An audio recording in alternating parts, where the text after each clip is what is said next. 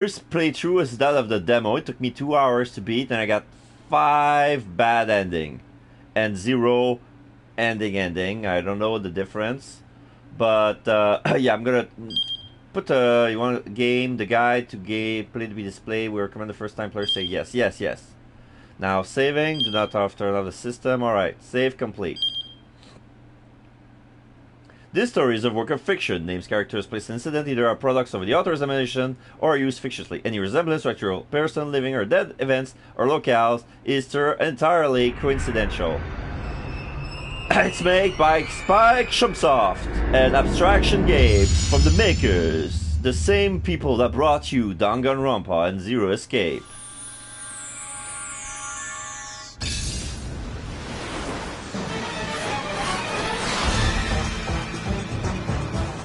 Now we see pictures of Japan, the city. I think it's Tokyo.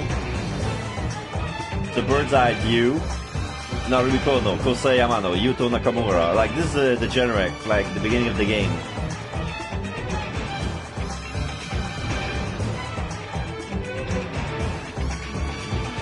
Fumio Kitagami, Takuji Hoyama.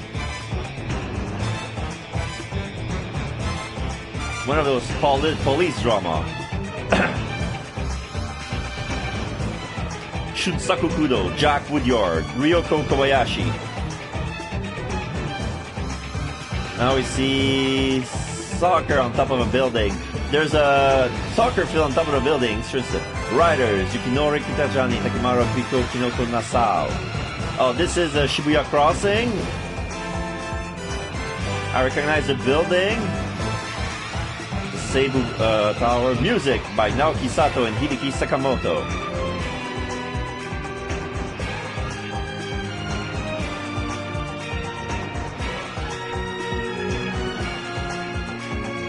Team song, The World Doesn't Change So Easy. Vocals Ayakimiki. Okay, sound. Okay. So there's a team song, I haven't heard of it. The world doesn't change long enough. Funny. Live action director, cinematography, Miki Nakaoka and Miito.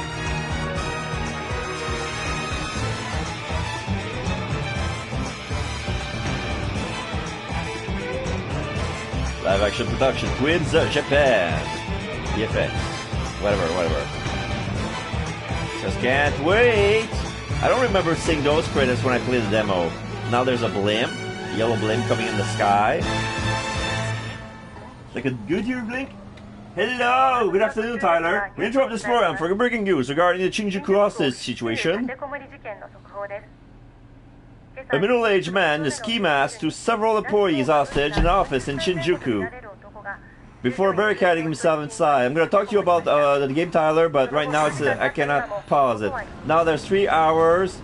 There's a guy in a suit and a burlap's bag covered on top of his head has been captive inside of a van. Employees believe the suspect to be a man named Kitajima.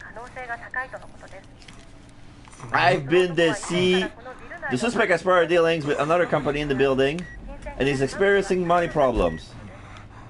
Yeah, he's texting. Deceive, Alpha. Authorities believe to be the motivation for... Now he's passing out. There's a woman on the other side of the car. He's banging on the window. She's banging on the window. We can see her face. The world doesn't change with always mystery.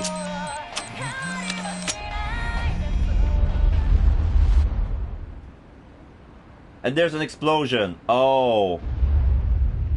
So it sends the text, and then there's an explosion. Executive producer Jiroshi. All right, Tyler, how you doing? Thank you for joining in. This is a new game. We couldn't continue Punchline because of the block scene. Shibuya Stories is yours to tell. It's another visual novel with it has more a police drama feel into it. It has real comedians. Now I see select a character. I got Kano and Achi. As you play through the game, the various mechanics will be explained. In 428, you follow the stories of multiple protagonists at once.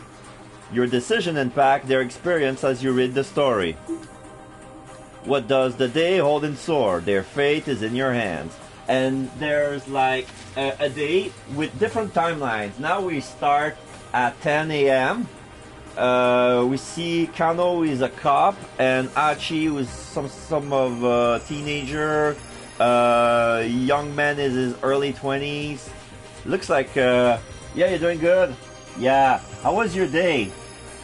I had a big day last Friday, and now my week is over, and I just thank God I can unwind and start streaming again because it was very busy yesterday. Hopefully you can see them all through to the end. This is like another game with many a bad ending, many dead end, and you have to come back and play different characters so their action have effects in the story. To start, you have two characters, Shinya Kano and Achi Endo. Let's begin by checking out Kano's story. Alright, sure. Let's start with Kano. Saving.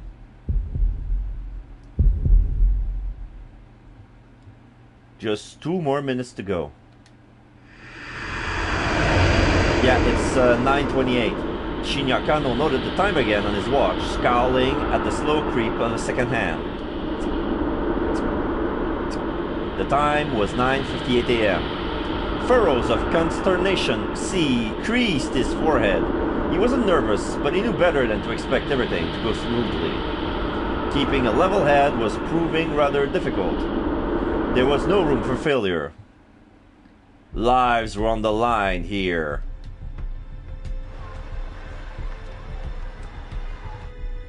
He eyed his surroundings.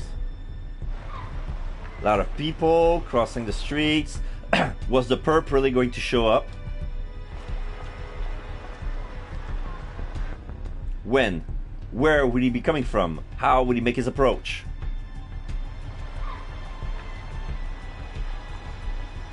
The Shibuya Scramble was as packed as ever. A throng of people crossing this way and that, blissfully unaware. There's a lot of old ads for HMVs.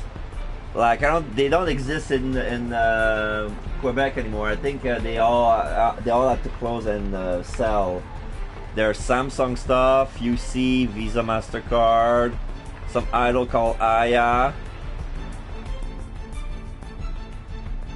Unaware of the dozens of detectives hidden in its midst. Yeah, a lot of cops on the cover. Alright, another minute and a half. Now we see Endo. Kano glanced down at his watch yet again. A mere 30 seconds has passed. Detective Kano had been with the enforcement arm of Shibuya's criminal affairs section for a year now, but he'd never been part of an operation this big before.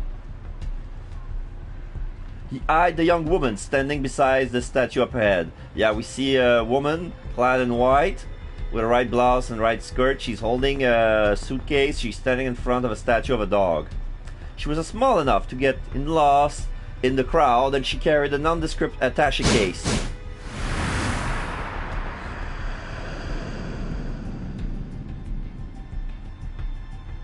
Hitomi Osawa, age 19. The attaché case in her hand contained a full 50 million yen in cash. Yesterday, her twin sister Maria has been kidnapped. This was the ransom payment. The culprit had called Hitomi last night at home, referring to her by name and telling her to wait by the statue of Hachiko in Shibuya. Yeah, Hachiko the dog. It was almost time, but nothing. Kano was staring fixedly at the second hand of his watch when a homeless man sitting on the sidewalk murmured just loud enough for him to hear. Come on, Kano, quit looking at your watch so much. What if the kidnapper sees you? Kano tried to look nonchalant as he lifted his eyes, but the scruffy character continued. You're too nervous. Just relax already. You're the one acting suspicious, Sasayama. Kano frowned. Why would some homeless guy be talking to me? Yuji Sasayama was the senior officer of the Shibuya Precinct's Criminal Affairs Division, 5 years older than Kano. Okay, now there's some words and phrases in the text appeared in blue. These are called tips. Press square to underline a tip, then press X. This will let you read some extra info relating to that word or phrase. This is a common practice in some of the visual novel. Like there's a glossary, like some words you want to highlight. There are tips containing general knowledge and ones that are 428 specific. These are marked with magnifying glass and 428 respectively. Okay, so official name, the 428 Shibuya Precinct. Official name, Shibuya Central Precinct. Responsible for the safety of approximately 200,000 people in 32 neighborhoods, including Uehara, Uguishidashino, Udagawacho, Ebisu, Ebisunichi, Ebisuinami, Oyamacho, Kamiyamacho, Sakuragaokacho, Sasazuka, Sagurakucho, Shibuya, Shoto, Shingoimae, Shinsensho, Jinan, Sandagaya, Daikayanmasho, Dogenzaka, Tomigawa. Okay, I'm not gonna read them all, but yeah, those are the neighborhoods. He always went a little overboard with his disguises. Yeah, because this is an undercover cop with who's looking like a homeless dude.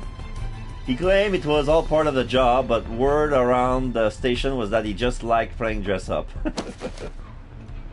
Hey pal, spare some change? Sasayama lurched onto his feet and shuffled close to Kano. Oi! Knock it off!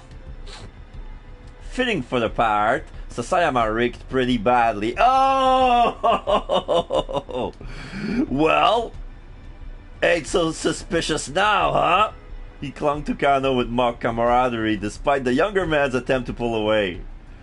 Come on, Sasayama, cut it out! Sasayama's blind confidence rattled Kano's nerves. Of course, there was good reason for that confidence. This was Kano and Sasayama's jurisdiction. Jurisdiction, a particular region over which an organization or member thereof has control or authority. Refers here to the areas under the jurisdiction of various police precincts. The Metropolitan Police Department, at the pinnacle of Tokyo's police hierarchy, has vastly more authority than local precincts, but since many officers wind up needing to work with both, the outright rivalry seems the two isn't as notable as TV dramas may make it seem. Okay, they were positioned at a good distance from where the handoff was to take place. The statue of Hachiko. Alright, sometimes two or more tips will appear on the single screen. Press square repeatedly to change which words are on the line. Highlight the tip you wish to read and press X. Continue pressing X or press circle. Continue pressing not rectangle. Continue pressing square or press circle to return to reading the story. Alright, so square here. Statue of Hachiko. This is a real stuff, by the way. Bronze statue of a dog erected in 1934. The dog was famous for loyally waiting for his absent master. Well known as a meetup spot outside of Shibuya Station. Other popular meetup spots at the station are the display car for the original Tokyo 5000 series, commonly known as the Green Frog, and the Moyai statue at the west entrance. Now we see a picture of all three of them. And yeah, Kano and Sasayama are standing behind the Green Frog. And I've seen that Moyai statue somewhere. I think in JoJo they made a parody of that rock. Okay. The statue of Hachiko was surrounded by elite investigators from one of HQ's special investigation teams. Kano and his partner were just there to provide backup if the kidnapper attempted to flee. Look, just try to relax, we'll be fine. Sasayama gave him a wink. A moment later, the radio squawked in Kano's ear. Alright everyone, it's time! Keep up your eyes open! Now we see three men looking at laptops. Like the voice coming in through the earpiece was Koji Kuze, HQ Operations Director. Like, yeah, they look like executive. They look like HQ. Until last year, it'd been the Shibuya Precinct's head detective and Kano's supervisor. We don't know where the perp is going to make contact. Don't let your guard down. Kuze's low, gravely voice echoed in Kano's ears. Oh.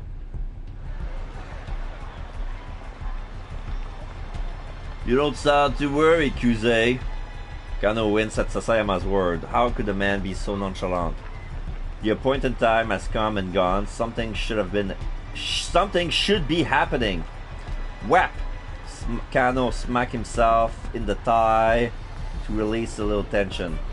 The sound was louder than he intended, though the suit hit his muscular physique, it did little to dampen the noise. He needed to stay focused. He might be called to action at any moment. The department handled abduction case according to a certain standard investigation procedure. Was it an attempt to extort money, or was the motive something personal? The answer to that question determined how they deal with the criminal. And based on the investigation team's initial findings this time around, they probably weren't dealing with a professional kidnapper. Still, in all likelihood, it was someone with quite a low rap sheet. Probably someone who knew the family, but so far they have few leads on who might bear such a grudge. With the situation so unclear, the plan was to apprehend whomever came to make the handoff on site. If the culprit ran with the money, there'd be no guarantee of the hostage well-being. Still nothing, Sasaya muttered. There he is! He's here! Kuze broke in, his voice spiking into an excited chirp. Subject is a young male in his 20s, wearing a bandana and an orange hoodie. Kuze, normally calm and stoic, was now squawking like an excited child. That only happened when he got particularly worked up. Kano and Sasayama still themselves. Yeah, we see a guy with an orange hoodie with a bandana on his head. Seems to be giving up flyers. You could see the subject now. A 20-something male nonchalantly approached. She told me to talk to her. Alright people, be ready to grab this guy. Kuze was stationed in the mobile command center not far from the intersection, keeping tabs on the situation via video surveillance from the camera team. Saving, the young man started speaking enthusiastically to Hitomi. She's not even looking at him. The detective watched, uncertain, was this really the kidnapper? Hey, that's gotta be him, Kanos. Oh. You'll encounter a selection like these during the story. These choices will change the lives of other people in addition to changing your own fate. Use up and down to make your choice and press X. The current choice will not impact you or any of the other protagonists. Yeah. That's gotta be him. Kano took a step forward and hesitated, or the situation still wasn't entirely clear. He needed to get a better look at things. Well, I know that both of them are gonna lead to a bad end. And oh my god, I don't even have my water. Or be right back, folks. I'm gonna need to fetch my water.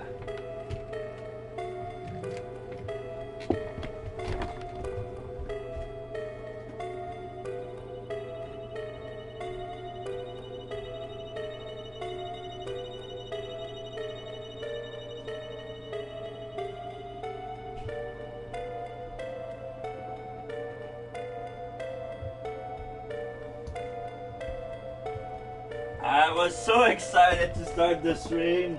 I didn't prepare myself thoroughly, like my usual self. Okay, I'm ready for anything that can pop up to me. So there it is.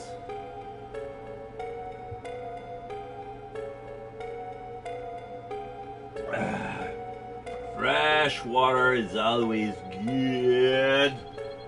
There you go. Oh, all right.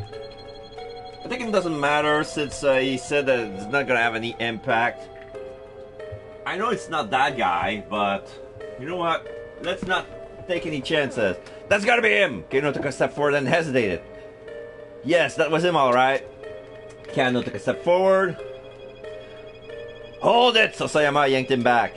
Don't be so hasty, but just watch for a minute. Sasayama gestured with a nod. With Hitomi steadfastly ignoring him, the young man slunk away.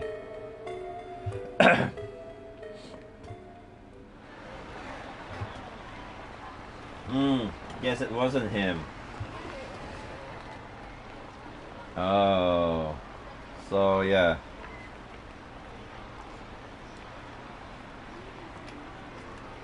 Kano felt the tension of the moment linger in his spine. Guy must have been hitting on her. Sasayama muttered. I mean, she's pretty cute and all. He had a point. Though, of course, something in Sasayama's voice made Kano brace himself. She's got nothing on my Mi-chan! Mi-chan was Sasayama's wife. They'd gotten married just last month. Let me tell you, Kano, married life is the best. You gotta hurry up and give it a try for yourself. This was Sasayama's favorite topic lately, and Kano was getting more and more fed up with it. Sasayama, come on, just knock it off, okay? The phrase had become a common refrain of his since the department partnered them together. Fine, let's talk about your girlfriend then. Huh? Now? You can't be serious! Sasayama leaned in close again. What's she like? We are not having this conversation! Kano muttered, looking away. Oh, come on! Sasayama got his hands on Kano's chest, still playing the homeless troublemaker. Show me your phone. Let me see your lock screen. Huh? Sasayama paused for the phone.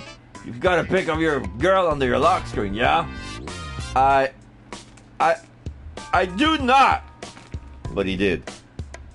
It was scary how on the mark Sasayama's instincts were.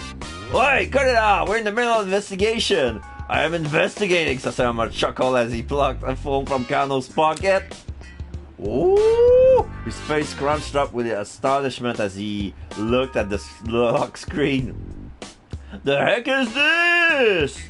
It's not. Ain't this Masami Nagahama? Masami Nagahama, a national star, tends to play the heroine on national morning soap operas or in national historical dramas. Her song has been a series of national hits, and she's even slated She's been slated to host the year-end national singing competition program. Everything about her is national. Kano realized he had to bite the bullet. No, that's my girlfriend. Her name's Rumi and she's... Sasayama coming short. You're telling me this ain't Masami Nagahama, the famous actress? Because this right here is Masami Nagahama. Like I said, you sly old dog. Try to make like you're dating Masami Nagahama. I'm not! I mean, I guess Rumi does kind of look like her. Sasayama let out a puff. For real? You really think I'm gonna fall for that? There's nothing to fall for, I swear. Sasayama scowled unconvinced. Alright then, why don't you marry her? Kano stammered, but he had no answer. The truth was, he would have happily married her already, but there were obstacles that needed to be overcome. Okay, playtime's over, let's focus on the job. Sasayama handed back Kano's phone and turned his gaze back to Hitomi. Kano let out a quick uneasy sigh, but his shoulder did feel looser. Maybe Sasayama had been trying to relieve a bit of the tension. Maybe he should be grateful. By now, okay. So this must be what this segment is probably like when I tried to jump the gun and then I killed time. But if I chose B, I would wait and that would hit me straight from that moment. By now, several minutes has passed since the guy with the paper had gone away. He peered at Hitomi. The strain on her face was visible. In addition to the weight of the attaché case itself, the 5,000, 10,000 yen bills it held weighted close to 6 kilos. Oh, so it's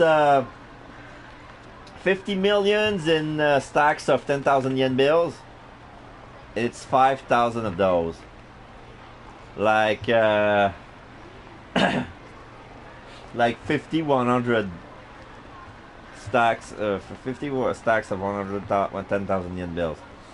Her slender arms must have been getting tired. Still, she refused to set the case down. She wasn't taking any chances with her sister's life. Now we save. The kidnapping case has begun the day before at around 7 p.m. This is MPD Dispatch. The Shibuya precinct is reporting a missing person believed to be an abduction. Subject is Maria Osawa, a 19-year-old student at Midoriyama Academy, last seen at the LL Diner near campus. A man was allegedly seen forcing her into a car nearby. All officers in the vicinity report to the scene at once.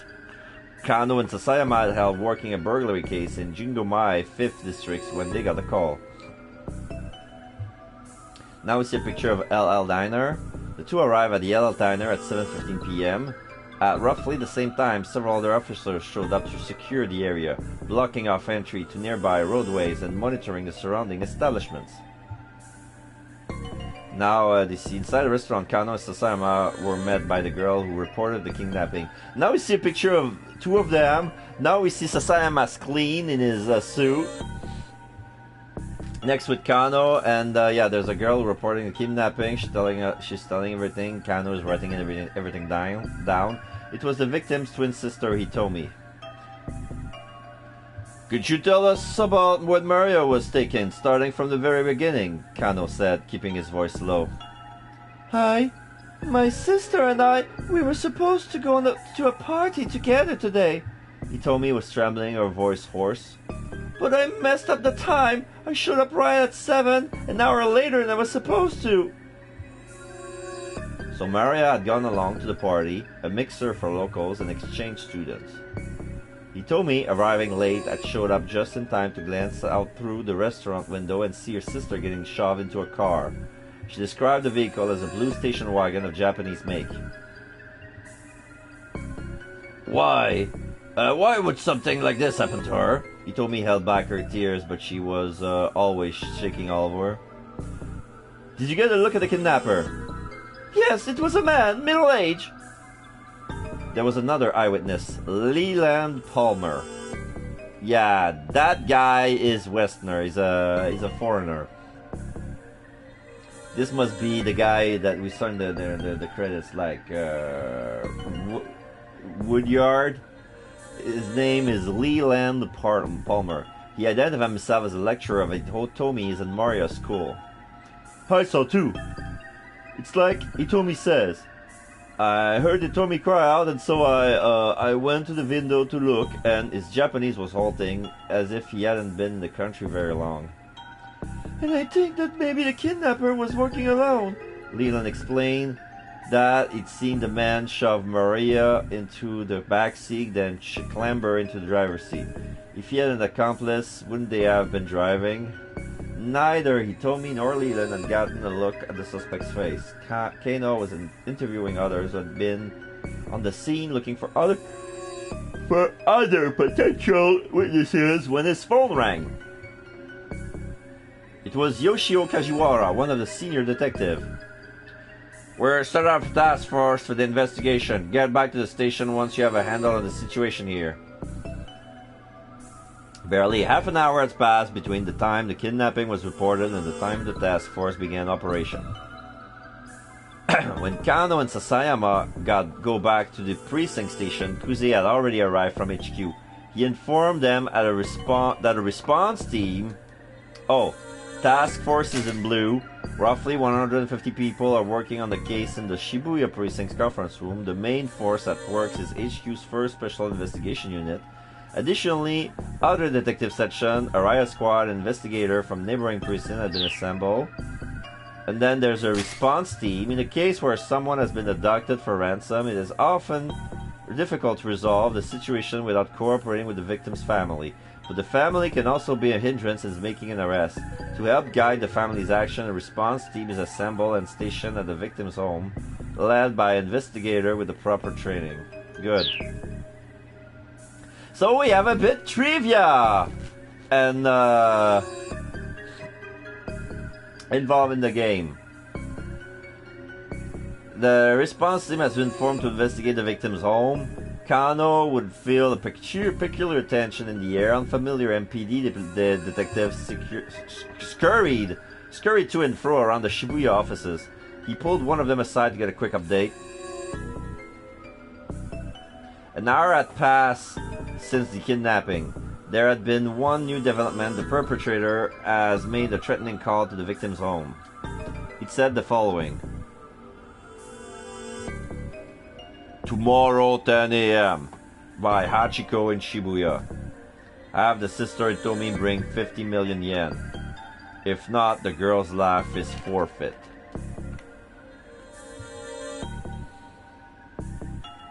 Now we see a lot of cops looking at the files together with pictures of the victim. One of them is eating a banana, another is eating a sandwich and drinking some sort of lemonade or water. Like the guy eating the banana in the middle looks like very like. The first thing you see is the guy eating a banana. Like, what's he doing here? It's like it's not. It seems like unexpected or inappropriate, like during work eating a banana. Kajiwara from the precinct was put on the response team along with detectives from elsewhere who receive special training in abduction cases. Normally, a local precinct detective wouldn't have gone uncovering the victim's home. Sorry about that. Kuzi, however, had decided that having a knowledgeable local was crucial and had sent Kajiwara along. The detective disguised himself as delivery people and mover to make their way inside without arousing suspicion, arriving there at 8:30. The response team has come prepared to run a trace if the kidnapper contacted the family a second time. But there were no further calls.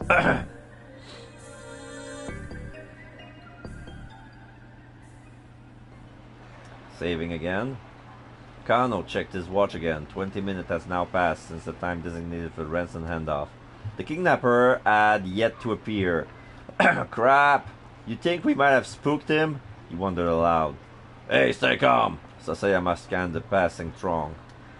He's just playing with us. Why this guy even picked this place?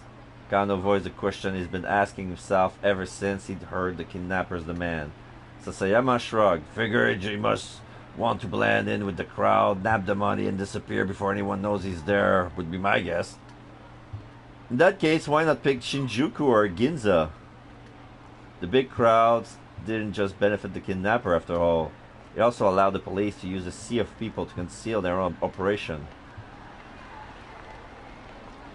Right now, there were 50 detectives stationed within a 50-meter radius of where Itomi stood. The kidnapper would be taking a major risk if this plan was to nab the ransom money and run. That's what bothered Kano. Any criminal with half a brain would know better than to do a handoff in front of Hachiko. You're overthinking things, pal, Sasayama grumbled. No, I'm not. Kano reached into his pocket and pulled off his notepad. This was Kano's dick diary, which he always kept close at hand. Sasaya rolled his eyes.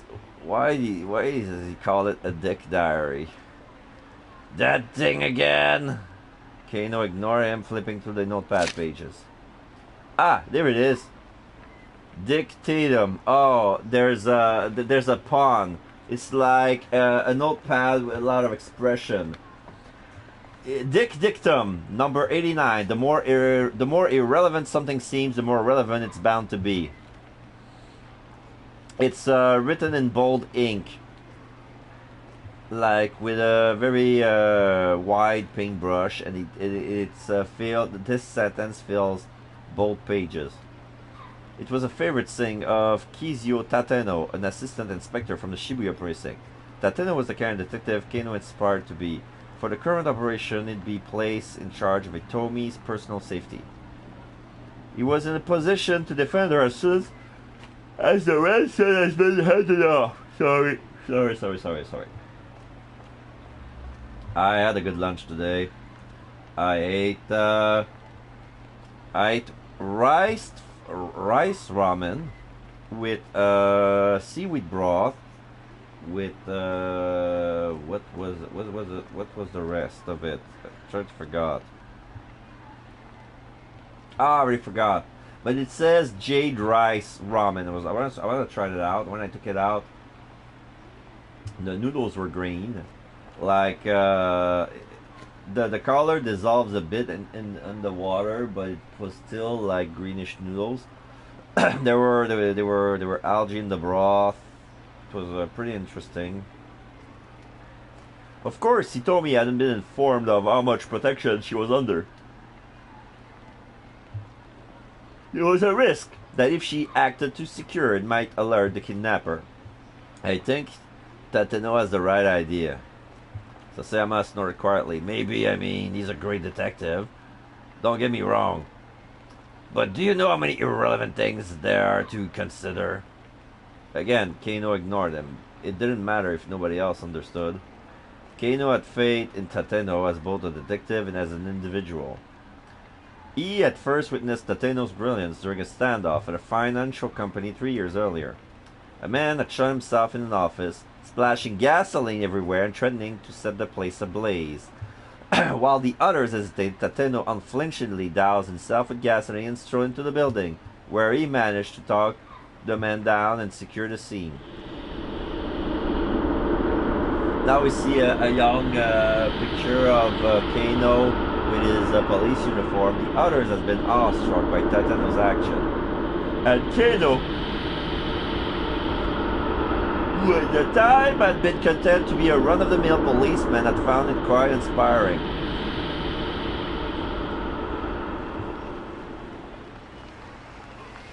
Save. Still, you know, Sasayama murmured under his breath. As great a detective as Tateno is, it's not like anyone else in the world has ever heard of him. I suppose not, Kano said. So? Only time anyone ever hears a cop's name is if he's caught up by some scandal or killed in the line of duty. Now, Sasayama is eating a banana. I mean, doesn't really seem fair, does it? Kano just shrugged. Just a strange definition of unfair, really. I mean, you got celebrity chef and celebrity hairdressers and stuff. So how come no celebrity gumshoes, you know? Look, please. Can you just focus on what we're doing here? Kano rubbed his eyes, then turned his attention back to Hitomi. What's the matter? Didn't sleep? Not enough, I guess. Did you eat? Didn't have time.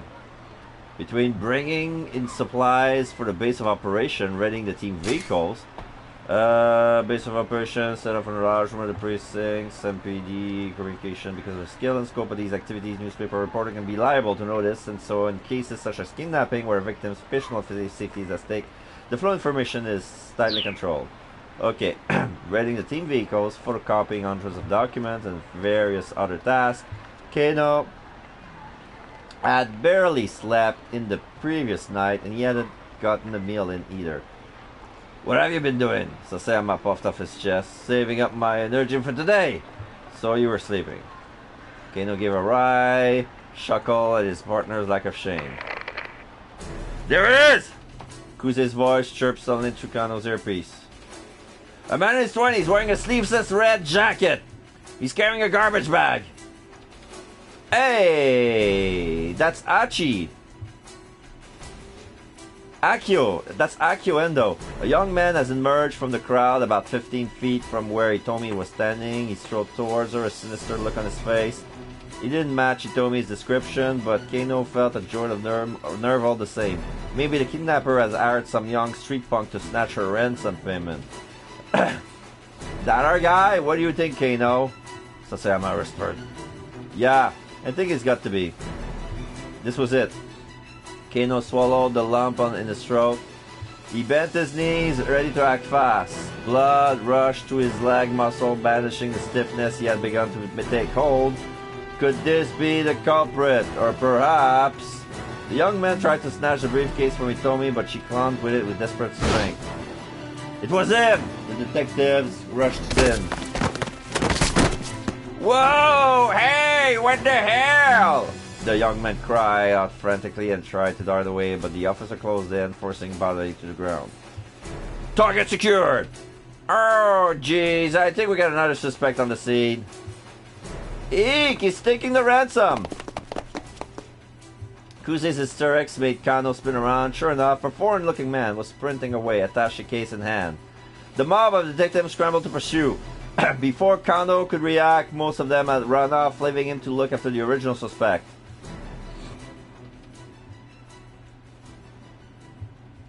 So that was stupid. So now Kano is with Akio. What should I do with this guy, sir? Might have some connection to the kidnapper. Should I bring him in? Huh? Oh, sure, that would be swell. I'm on it. With the help of one of the remaining detectives, Kano brought the suspect back to the Shibuya precinct. Look, how many times do we have to go through this? Cut the crap! In the interrogation room, the young man who gave his name as Achi Endo steadfastly insisted on his innocence. Why you try to steal that case? Kano watched Achi's face intently. Like I said, it looked heavy, so I was just trying to help her out. It wasn't inconceivable that a young guy would want to help a pretty girl, but he told me I'd just been standing there hardly in desperate need of assistance. She hasn't set the case down, so I figured there had to be something important inside. An entry from Kano's dick diary shot through his mind. Dictatum number 25. When the tongue slips, grab it and yank out the truth. Classic advice for questioning. Something important, you say, such as, how the heck would I know? I know, Achi spat. He huffed and slumped back in his chair. This standard textbook back and forth had been going on for nearly an hour. Kano didn't mind. Chasing down criminals was as well as good, but questioning suspect was another key part of the job. Plenty of off-the-scene work went into cracking the case. Once again, he had Achi explain what he'd been doing, starting from the beginning. When Kano finally emerged from the interrogation room for a short break, he learned that he had been some progress on the case at the crime scene. What the police hadn't been able to determine yet, however, was whether or not Maria was safe. Fighting back his anxiety, Kano consulted his dick diary. Dictatum number 54, haste makes waste. He felt his tension subside. Remembering the right maxim always helped. It was like casting a magic spell. Kano returned to confront Achi once more. You were there to act as a distraction, to mess up the investigation, weren't you? Huh? Achi looked a bit dumbfounded. What are you on about? I just noticed that Achi's wearing camo pants. Dictatum number 55, the truth hungers to be free. You hungry? Got some katsudon if you like. Achi nodded silently. Katsudon. Achi devoured the ball of katsudon with gusto. It looked like he hadn't eaten in a while. Alright then, spill it. What's this guy after? Achi just shrugged. I don't know, he murmured, a thick slice of egg-laden pork between his teeth.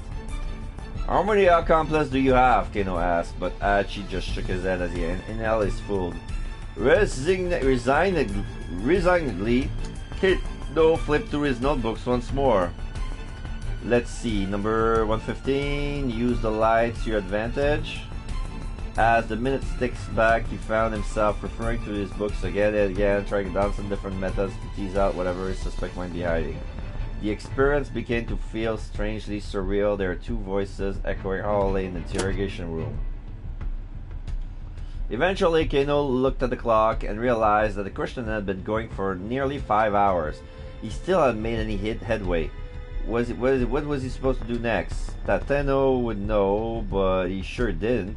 Still, he was determined to do whatever he could to keep the victim and her family safe. Gritting his teeth in frustration, he perused the dick diary like it was scripture. Number 116. The monotonous questioning was nearly tiring Achi out. His eyelids drooped like they were beginning to get heavy. Number 117. Get them when they're tired. Kano's eyes gleamed. You're part of some criminal gang, huh? Achi's head slumped forward heavily. Nodding off was basically the same as nodding yes, right? He was tired! Like, he was so tired, like he passed out. So that's the... Mr. Koze, I did it! The young guy we grabbed at the hand outside, he finally confessed to the crime. What? What are you talking about? Koze laughed in disbelief. We're just about to apprehend the mastermind here. Huh? Kano clutched his cell phone, dumbstruck. Listen, why don't you, look, just wait here at HQ, okay? No, he can't be. I...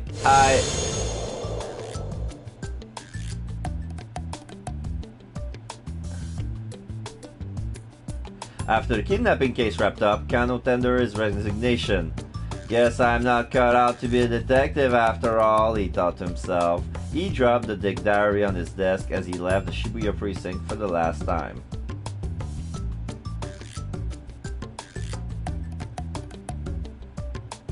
Bad end. Already! Number 1. Not so long, Shibuya. Kano wound up at a bad end. However, this does not mean that the choice you made for Kano was the wrong one. One of the other protagonists, Achiendo, has an impact on Kano's fate here. You can avoid the bad end by making proper decision in another character's story. For a detailed hint, check the tip by underlining the bad end. Title, press square, then X. Okay, so there's a hint here. The number 1 so long Shibuya, there's a hint. Hint. Kano had every reason to suspect Achiendo, but arresting him turned out to be a mistake. If Achi had an approach, he told me this wouldn't happen. Try playing Achi's story up to 10:30 and make a choice that keeps him from going up to her. If you do that, Kano won't even have a chance to arrest him and things should play out differently. So this is how the game should be played. So, pretty interesting, huh? So...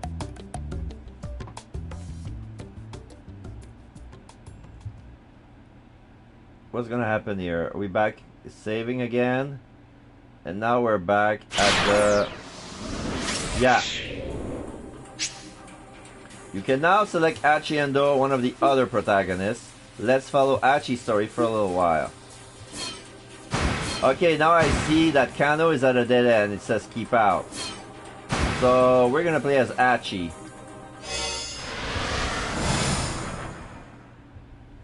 He looks Indian. But he's not. Now he's about to wake up. We see his bare back. He's getting dressed up. Black t-shirt that says Echo on it. Open his window. Put his his red sleeveless vest. Achiendo called out at the door to his father's room. Okay, I'm heading out. Sure. His father sounded unconcerned. He didn't even open the door. Sure you don't want me to stay here in the shop? It's not like we're gonna get any customers. Achi grimaced. Yeah, I guess not. The drawer by the front door held a stack of heavy-duty trash bags. Achi pulled a few of them out. Guess it's gonna be that kind of day. He stuffed the trash bags into his pocket, then slipped on his favorite pair of sneakers. The entryway to Achi's home also led into the family shop. Various pieces of electronics were piled up like so much junk in the tiny retail space. The slideless bump brought the risk of an avalanche. Achi wove his way through the gaps into the appliances like a spelunker exploring a cave. From Shibuya Station, if you make your way past the 109 buildings, then up through Dogenzaka, you'll come across an old shopping district. Nestled in its outskirts is Endo Electronics. It is in the same place it's been for decades. Within its dimly lit interior, you'll find rows of wares, all caked in dust. At a glance, you might well assume the place was closed. A mom-and-pop place like Endo's couldn't compete with the big consumer chains booming throughout Shibuya. So far, the store that remained in business thanks to the locals who appreciate what they made out of skulls and do repairs. But things weren't looking good for the future.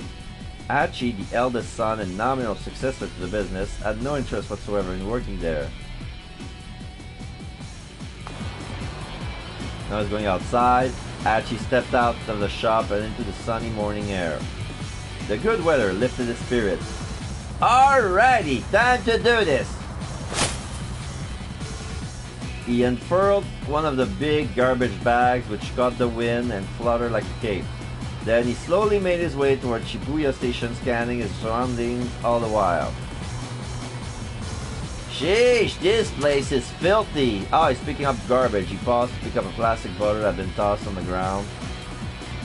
Then, with a heavy sigh, he slid the crushed receptacle into his trash bag.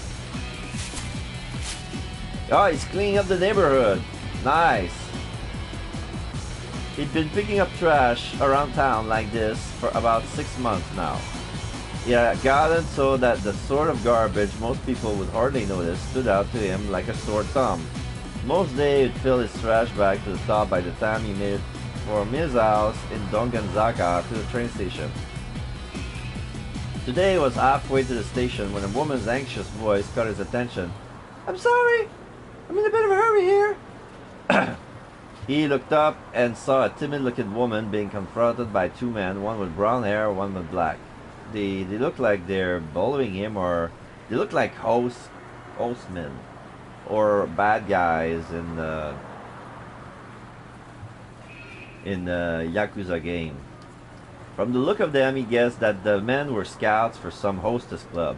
Yeah, he ran into this sort of things pretty frequently on his trash cleaning walks around town.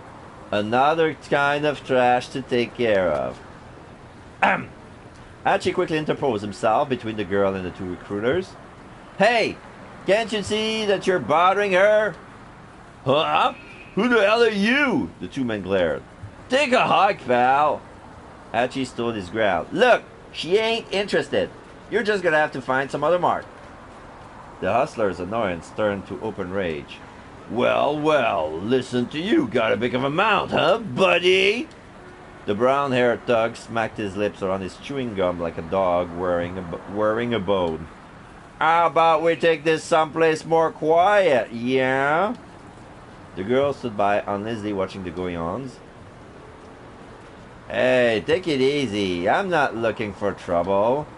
"Is that supposed to be an apology?" "Or your knees and beg, pal."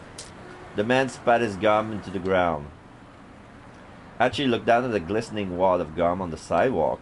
His last shred of goodwill vanished. "You better pick that up right now!" "What? Didn't you hear me? Cause I told you to get down on your knees and back!" Hachi's hands shot out, grabbing the man by the jaw. Whoa, easy, pal." The other man's bravado drained from his face. Hachi tightened his grip on the brown-haired hustler's jaw. Sweat dripped from the man's reddening brow. The man struggled, but Hachi just tightened his grip. Gum is a real pain in the ass to clean up after he's gotten stuck on the street, you know? Ever stop to consider that? Wait, are you? The other hustler's panicked eyes had fixed on Hachi's chest. Gah! Oh crap! Now they look at the t-shirt with it's a recycling triangle. It says Echo, and there's a plastic. Okay, there's a mascot. It's a plastic one type bottle with angry eyes and pointy teeth. It's like rawr. It's like oh crap, that shirt, man. The guy's voice was starting to break. That's mean clean. So apparently this guy is well known to be an eco vigilante. A guy with a mean clean shirt carrying around a trash bag? That means you're... His face went pale. What? Mean clean? The other man echoed his words through his held-shut jaws, tears welling up in his eyes. Get it right, pal. She clenched the man's jaw harder still. It's mean clean. Ow, ow, ow, ow, ow, ow, ow, ow, ow, ow, ow, ow. We're sorry, man. We're sorry. You're Hachi, right? Dude, we honestly had no idea. Come on, man. You gotta cut us some slack. The man scrambled to snatch the wad of gum off the street, stuffing it into his pants pocket. Finally, Hachi let go of his companion. The brown-haired hustler's face was twisted up with fear. Tears streamed down his cheek. Gasping out hasty apologies, the two thugs scampered off. So, A shy smile came to the girl's face. This is Ryoko Kakinuma, second-year student at Midoriyama Academy's law school. These hustlers managed to corner her while she was on her way to her part-time job at a cafe. It's a popular plot in trashy e-novels for the main character to fall in love with a hustler like these guys, but such things really rarely happen in real life.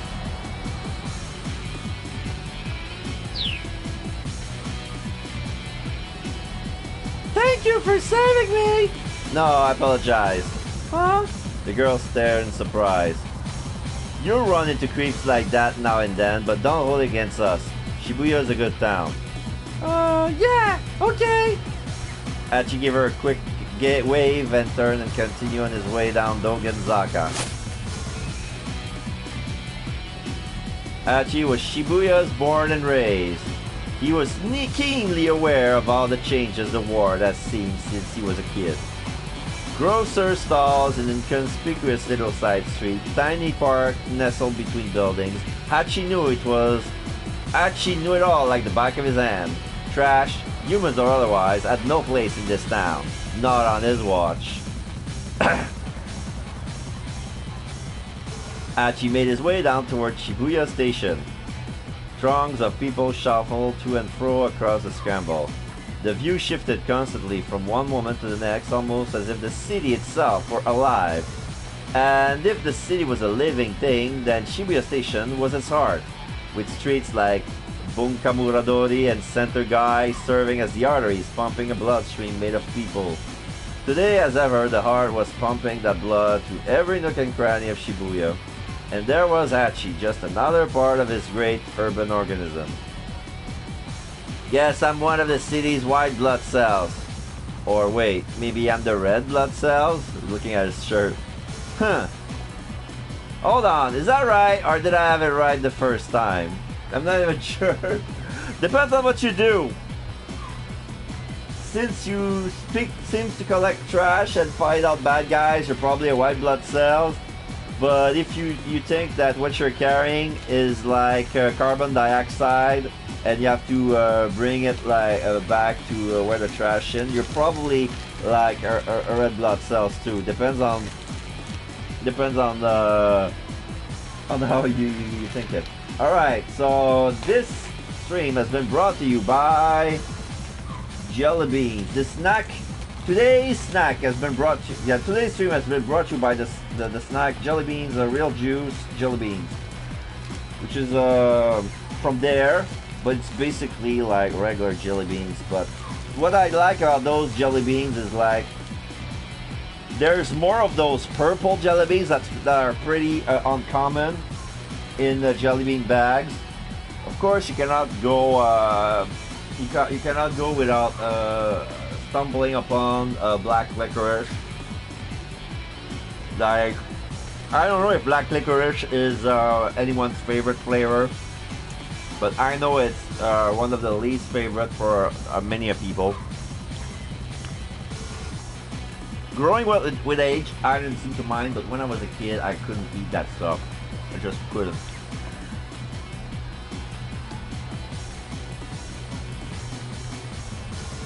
Alright. White blood cells eliminate pathogens from the bloodstream. Red blood cells carry oxygen throughout the body. Hachi was probably thinking of white blood cells.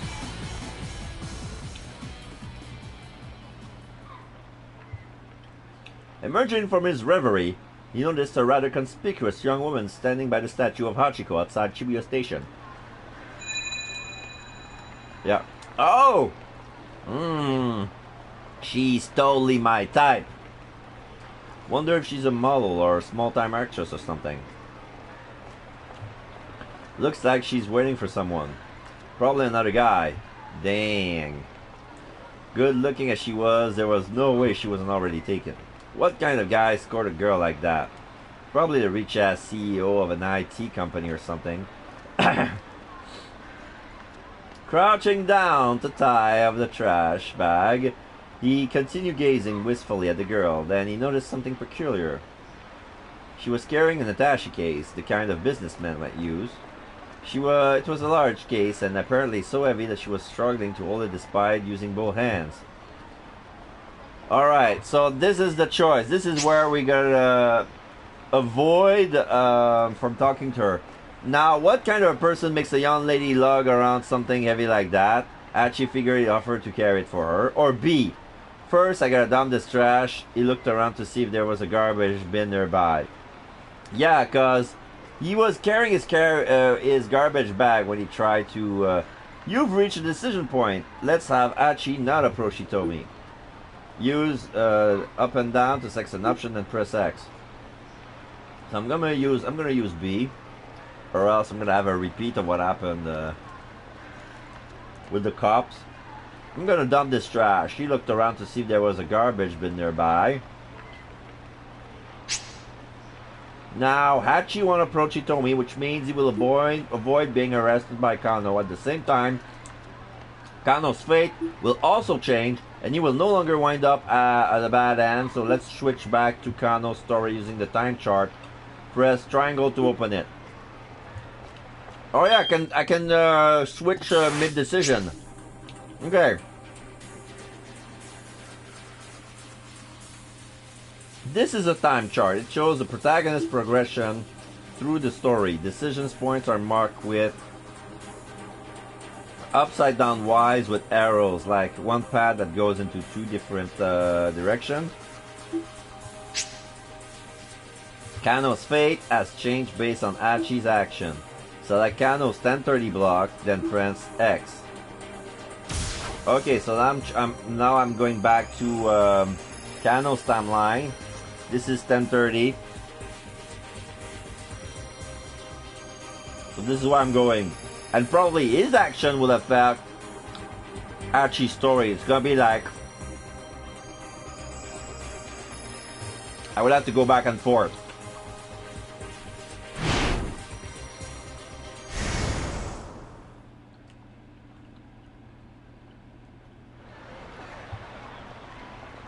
I suppose you could call it that. Kano gave a wry chuckle and his partner lack of shame.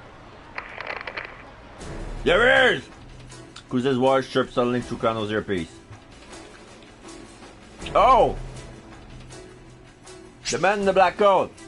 He's not Japanese. Looks to be in his early 30s. Previously, Hachi got mixed up with Kano and the police. But now we have the real perp. He's wearing a black coat. Yeah, he looks foreigner, like he was, yeah.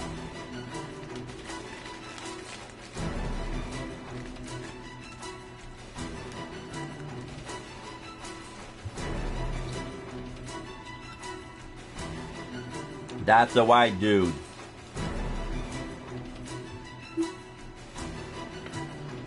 Another man has appeared instead.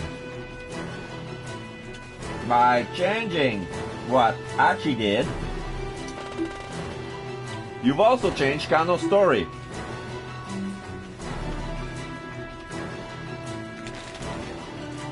Okay. A foreign man has emerged from the crowd about 15 feet from where Hitomi was standing. He made his way toward her, his expression blank. Oh, he has a dark eye, like... His look looks like he's about to kill someone. He looks very, like, suspicious. Very villainy.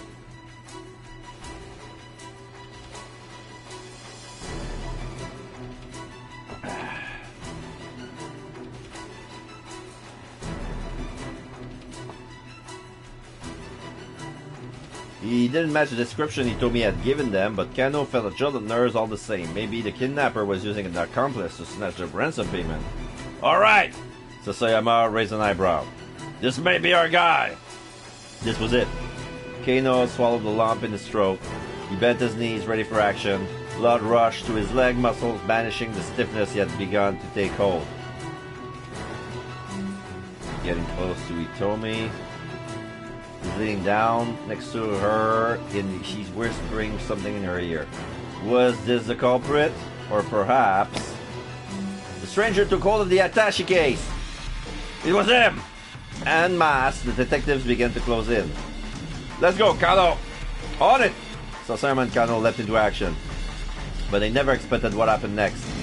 With the case clutched in both arms, the man veers suddenly, running right towards them. Keep out! What's this? Kano's story has suddenly hit a keep out. Keep out refers to a point in the story where your progress is currently stopped. In order to advance beyond the keep out, you need to jump from another protagonist story. At 10:13, Achi has the text "Young man in a suit" set as red keywords. Checking these red keywords will allow you to jump from Achi's story back to Kano's. Now head back to Achi's story and keep an eye out for that key phrase. So yeah, now I'm on the keep out. So this is basically a police tape. Like, try following the story from Achi at 10:30. Approach the girl.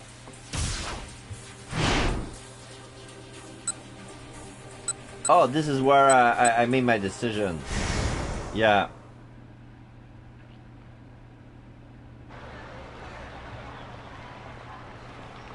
Okay, now I have to choose B. Press up to go back and reread section you already played through.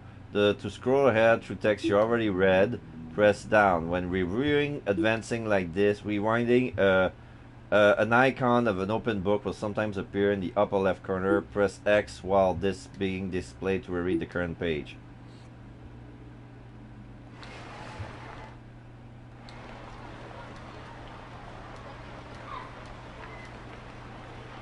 A man had come beside the girl. He was dressed in black and he wasn't Japanese. It looked like they were having a conversation. The girl nodded tensely at something the man said. Alright, now we see Achi staring at the guy, and behind Achi there's a green frog, and then we see the two police officers who's on watch. Something tells me that's not her boyfriend. The girl handed the attaché case over to the man. He took hold of it with his right hands and began walking briskly away. Whoa! Yeah. Are they rowing? I don't know what's happening. Are they rowing towards Achi? Did he trip them? A nearby homeless man suddenly leapt over Achi and broke into a run as if he'd been waiting for this very moment. Yuji Sasayama, detective with the Shibuya precinct, known as the cosplay detective due to the strange outfit he wears while on stakeout. He partnered with Shinya Kano of the kidnapping investigation. Sprinting along him was a young man in a suit. Some words in the text appeared in red. Red text denotes important keyword that lets you jump between different protagonists' story. This allows you to shift between characters at specific points. There can also allow you to clear out a keep out in another character's story and let you read on. If you come across red text, press square to underline, press X. A window will appear allowing to jump from one protagonist to another at that point, and press X to continue. The other character's story after the keep out, give it a try. Alright, so I'm gonna try. Now I'm switching from Achi to Kano. By performing a jump from this screen, you can advance another protagonist story past the keep out. Press X to confirm and jump over the Kano story. Yeah, I'm about to jump. Switching protagonist. Jump! There you go, and then the tape has been broken. Let's go, Kano! On it! So Sasayama and Kano leapt into action. You did it! Jump successful. In 4 to 8, you will often need to jump to get past another character's keep out. Jump from red keywords, clear keep out. Keep in mind that as you advance through the story, okay, there won't be any more tutorial message for a while. If you get stuck somewhere, try changing protagonists or making different decisions to advance. You can now use the time chart and the main menu. From the main menu, you can access gameplay explanation and adjust settings. Press triangle to open the time chart and options to open the main menu. I'm gonna try something. Okay, there's a time chart, the bad ending list, the settings, the control, the guide. What's this? Autosave on, vibration on. Okay. Control. I text, open time chart, autoplay, select toggle, read, or yeah, okay. R1, adjust background brightness. I can adjust the brightness with R1. Okay. What's the guide? How to play 4-8, choice tips, point of note, jumps, keep out, bad. Oh, this is probably...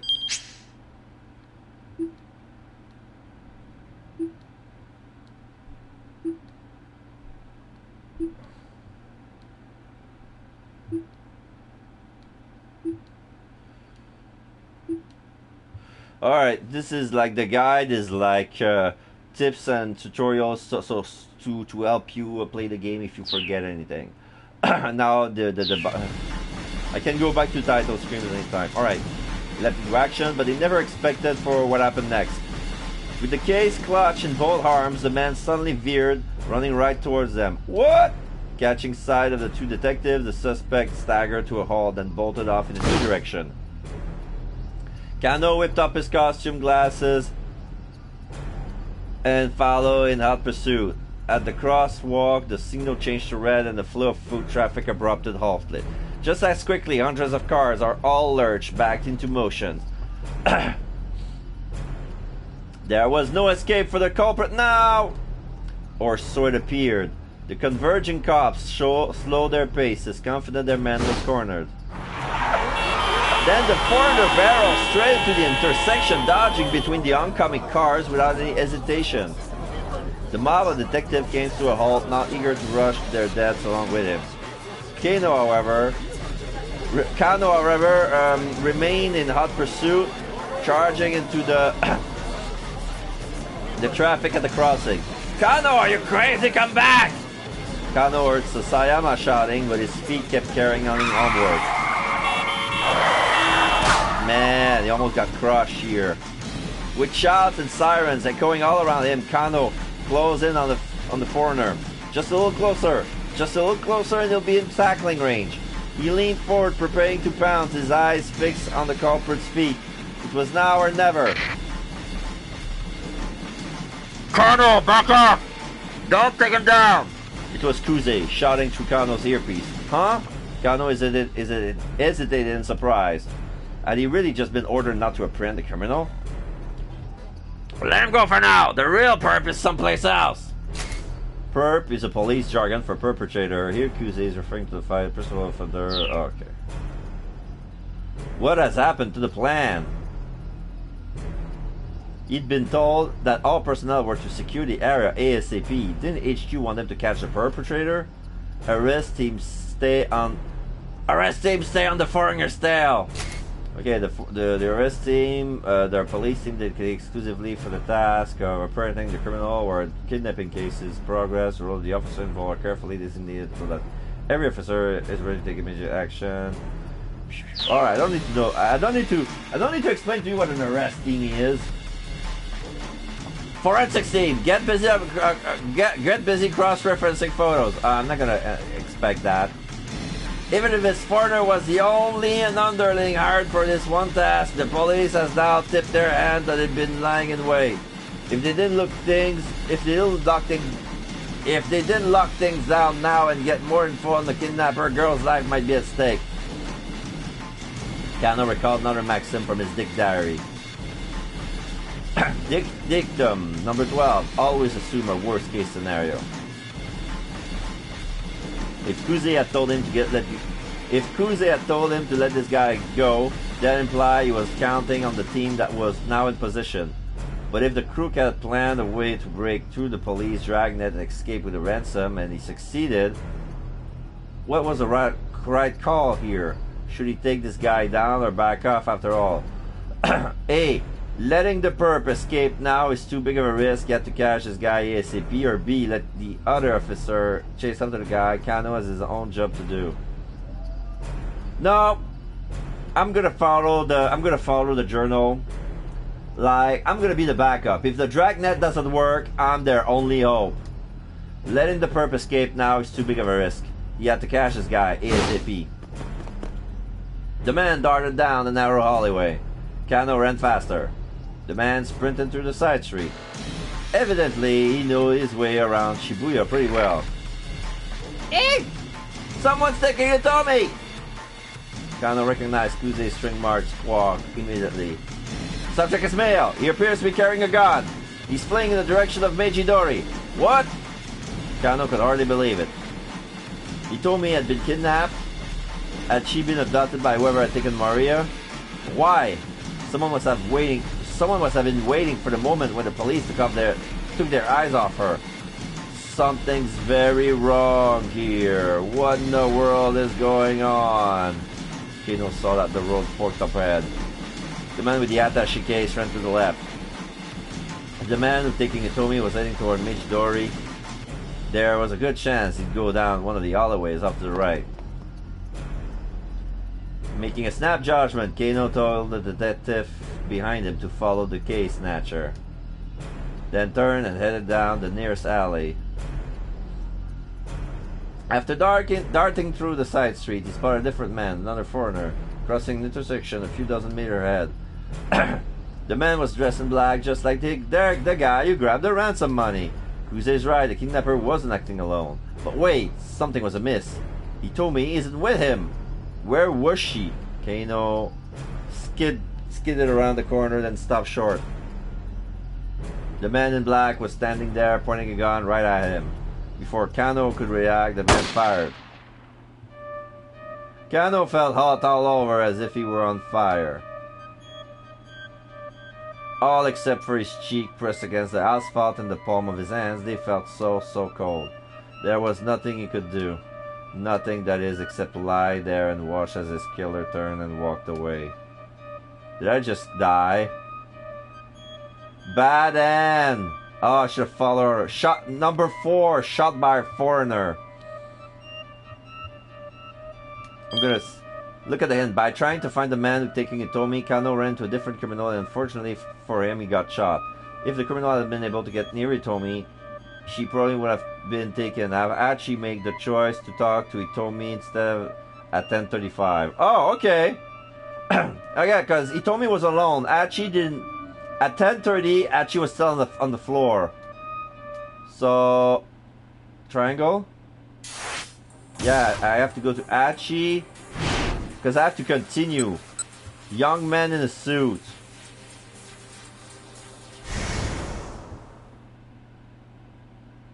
I'm not gonna do the jump. Whoa! A nearby homeless man suddenly leapt over him. Sprinting alongside was a young man in a suit. There, seemingly from everywhere, a whole bunch of other guys burst into motion. First one, then another, a third, a fourth, a fifth, over a dozen now. What the heck? Clearly something big was going on. Were they after the attaché case? Within moments, Hachi lost sight of them all through the crowd. With that many people chasing him, the guy with the case was sure to get caught. But wait, what about that girl? Hachi turned back around, the girl was still there. She was staring in the direction that the man who was taking the case had gone, a worried expression on her face. Hachi couldn't shake the feeling that... Okay, this is where I got to choose. Option A. Hachi couldn't shake the feeling that something was very wrong. Maybe he should talk to her and ask what's going on. Or option B, another crazy day in Shibuya. They had to be shooting a scene for a film or a location. I would probably be a mistake to intrude. Oh no, I'm gonna take option A. I'm gonna talk to her and ask what's going on. But just as he was making up his mind, middle-aged man in a ratty business suit shuffled awkwardly over to her fist. Was there something wrong with one of his legs? He was using a cane to walk. Then one of his hands slipped into his jacket pocket. She could scarcely believe his eyes. A revolver? In this day and age? Yeah, I cannot see his face, but he's pointing the gun at Hitomi. With a single fluid motion, the man lifted up a gun and pointed in the girl's direction. He was aiming right for her head. And she turns. Huh? The girl had noticed the man with a cane now. Seeing the gun pointed right at her, she froze in fear. Hachi didn't hesitate. Yeah! Breaking into a full run, he tackled the gunman with all his might. Caught off guard, the man sprawled to the pavement. But the would-be assassin kept hold of his weapon and quickly scrabbled back to his feet. Archie knew he had to act fast. He grabbed the ashen-faced girl by the arm and attempted to drag her away. This way! He shouted. She just stared at him, uncomprehending, trembling like a startled animal. Come on, run! Finally, the girl snapped out of her daze and gave a fearful nod. The police box says go, let's just get out of here.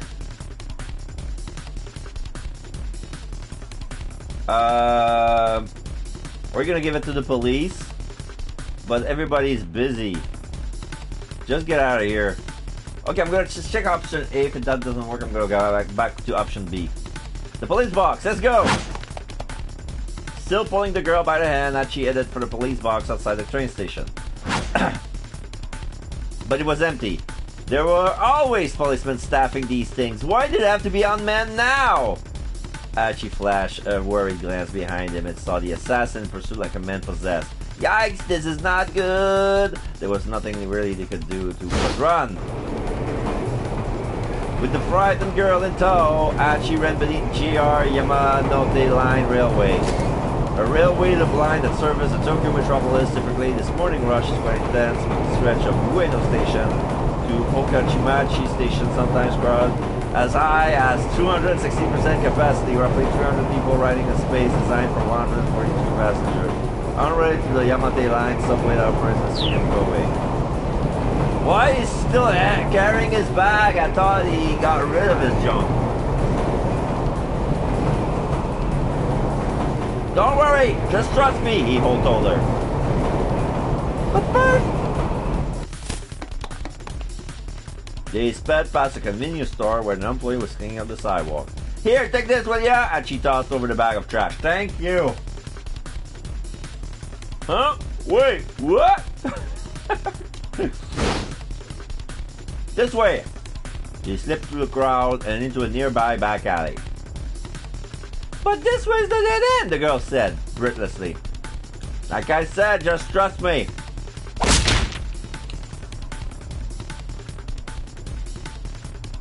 Stopping abruptly, Archie kicked down the wooden plank covering a gap between two buildings. Okay, so it looked like a dead end, but it was not. Clearing a space that a person could fit through. See, we can get away through there, and in you go. But the girl just stood there looking terrified. What's the matter? Archie asked. Come on, we gotta hurry. But I... She looked at him as if he, too, was about to pull a gun on her. He could hardly blame her. After all, he was just some random guy who had turned up out of nowhere. But this was no time for dawdling. The man with the cane appeared at the end of the alley. If they just stood there, he was going to catch them.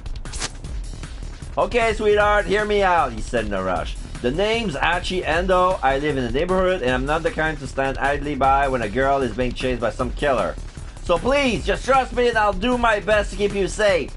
He hoped the look in his eyes could convince her he was being on the level. After a painfully long moment, the girl nodded her acceptance. Phew! Right, let's start with this.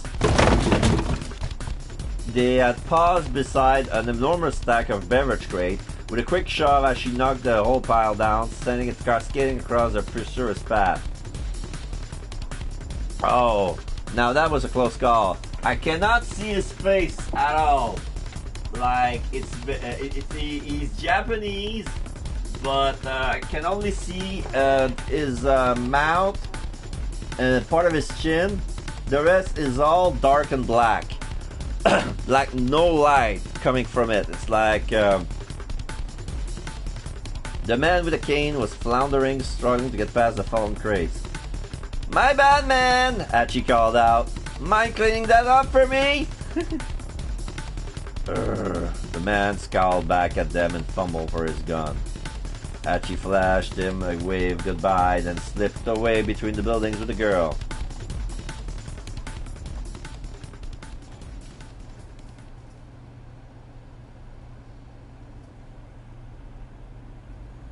Log lady.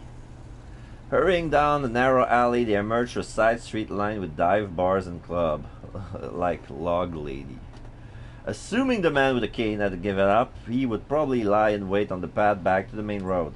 And she decided her best bet was to try to stay inconspicuous rather than risk being caught on the move. "Yes, we can lie down here for a bit," he said. He led the girl to the entrance of a tiny Autolus club. She followed him reluctantly.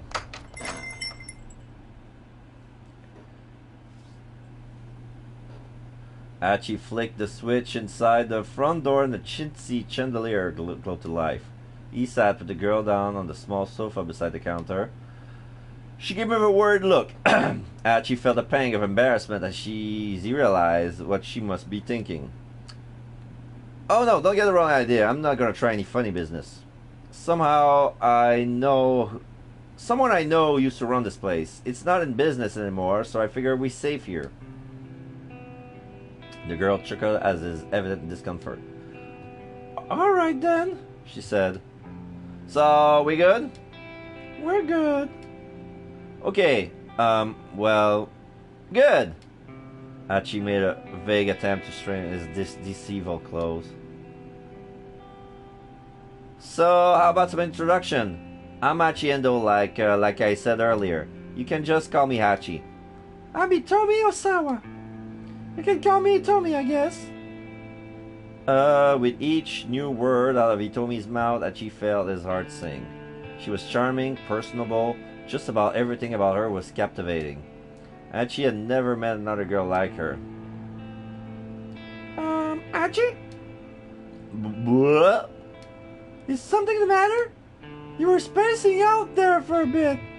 Hachi shook his head to dispel his daze. "Oh, damn it, this is no time to get all starry-eyed." He needed to think of some way to keep her safe from the guy who was after her. "Look, can you tell me what the heck is going on? Please, I need to know if I'm gonna help you." "Right. Okay. I'm not really sure where to begin." Hitomi looked down, lost in thought. Apparently hers was a long story. "Alright," she said at last. "I guess I'll just explain things as they happen." "Wait, hold up. Could you keep it as simple as you can? I mean, I'm not really the sharpest tool in the shed. Complicated explanation ain't exactly my strong suit." "Okay," Hitomi chuckled. "I'll try my best." She got comfortable and then started her story. Kidnapping. "So last night, somebody abducted my sister. The kidnapper demanded that I make the ransom handoff personally. He told me to stand by the statue of Hachiko in Shibuya at 10 o'clock in the morning to make the exchange. So I did. And this man came by and took the attaché case with the..." Whoa, I'm sorry, hold up a sec. I couldn't read all that. They made it stop on purpose. "This man came and took the attaché case with the money, and then afterwards that other guy with the cane turned up and pointed his gun at me and..." She had suddenly lost the thread of the conversation. "Could you say that again, but like simpler?" "Huh? Sure." "I'm just having trouble following is all. I mean, is this the plot of some movie or soap opera?" "No, that's not." "Or some kind of hidden camera show?" "This is real. This really happened." The look in Hitomi's eyes was dead serious. She got to be telling the truth. What would be the point of lying? And he had seen the attaché case and the gunman itself. "How much was the ransom, if you don't mind my asking?" Hitomi hesitated. 50 million yen, she had said after a moment. She gave a whistle of amazement. The detectives told me that was a typical amount for a kidnapper to ask for." "It's plenty, that's for sure. I guess there's good money in that sort of thing." As soon as the word were out, he realized his blunder. "Oh, I mean... sorry, I should have put it in that way." He fidgeted awkwardly and Hitomi looked away. "I'm an idiot." "Oh, but okay. I think I get this kidnapping thing. So I'm guessing those guys who chased the guy who took the ransom were undercover cops." He replayed the scene in his head. "But then, The kidnapper took the attaché case and ran, right? So if you were empty-handed, why that guy with the cane come after you? I'm honestly not sure. He told me his word trailed off. This was clearly difficult for her to talk about. Anyway, we should probably get you to the police as soon as we... No, we can't do that. He told me his tone was resolute. I can't take this to the police. Why not? She waited for an answer, but none came. After a long and awkward silence, she stood up from her seat. I really appreciate the help, but I should go now. She gave Ashi a deep bow. No, hold on. What do you mean go? Go where? He hurried to intervene as she headed to the door. I don't want to cause you any more trouble. I'll figure the rest out on my own somehow. Hey, I said hold on. He told me he ignored him and opened the door, and their argument came to an abrupt halt. There was a guy. Standing there was the man with the cane, his revolver in his hand.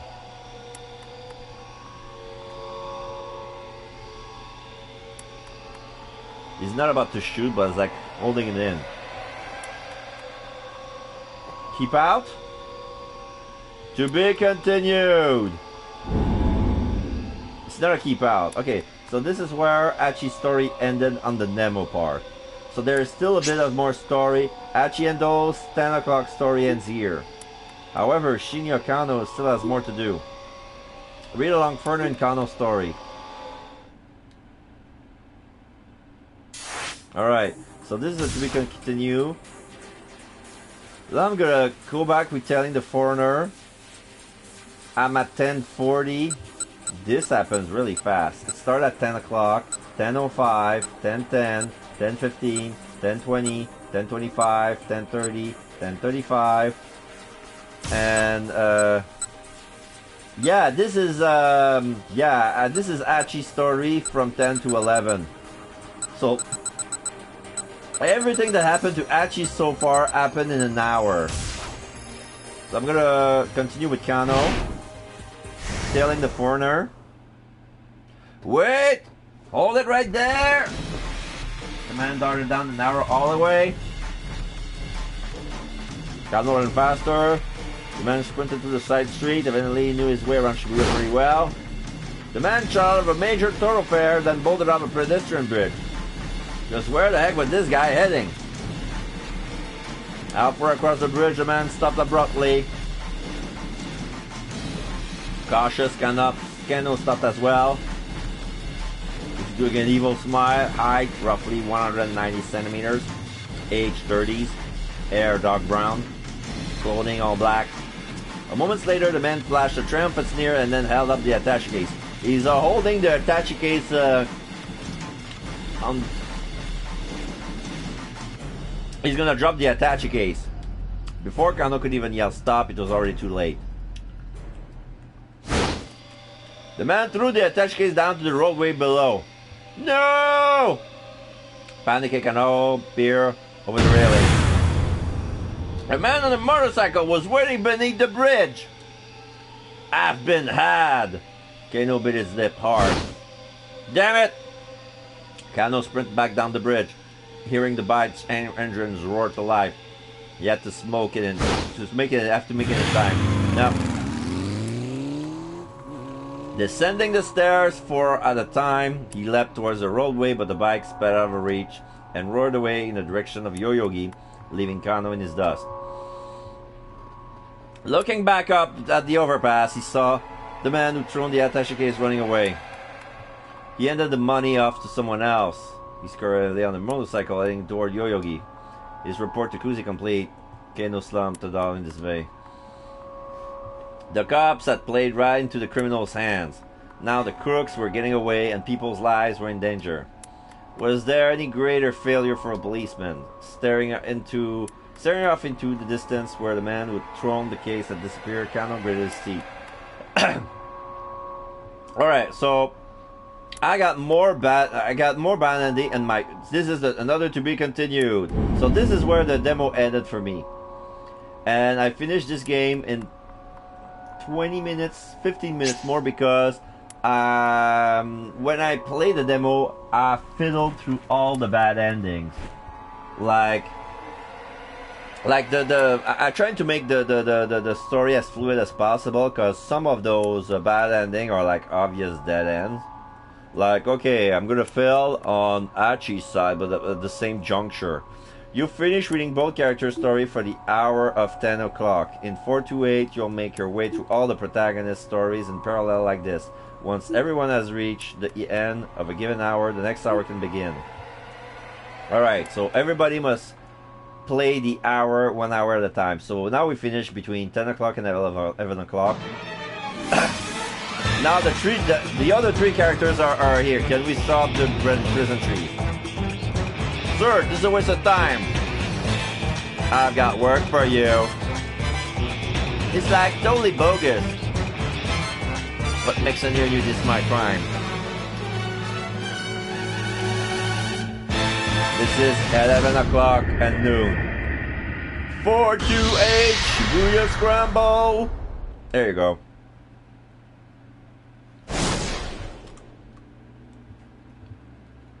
Welcome to Shibuya. I got a trophy. Okay, now I got everyone. This is the end of the tutorial for this part of the story. You can reread previous tutorial message via the main menu. There's a lot of important info in there, so read it closely. Now, 428 has reached the 11 o'clock time block. We have 5 protagonists available. Whose story will we read first? Now I got Kano, I got Achi, I got Minorikawa, I have no idea who this guy is, I got Osawa, he's a younger guy, no, not a younger guy, smaller guy, with glasses and a beard. Minorikawa looks like a detective or some sort. He has some sort of trench coat. And then there's Tama, which is it's a mascot of a cat. I don't know who I'm gonna begin with first. Can I continue? I'm gonna continue with Kano, and then Achi, then Minorikawa, then Osawa and Tama in that order. So let's see where it goes.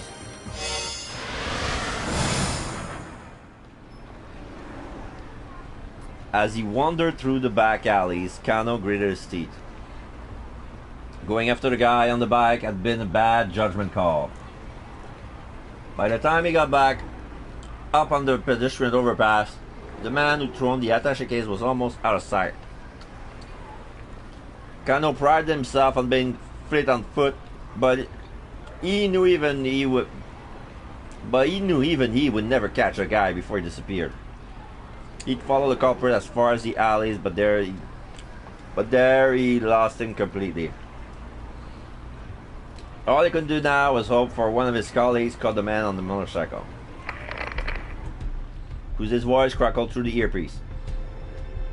Mobile Command Center calling all units.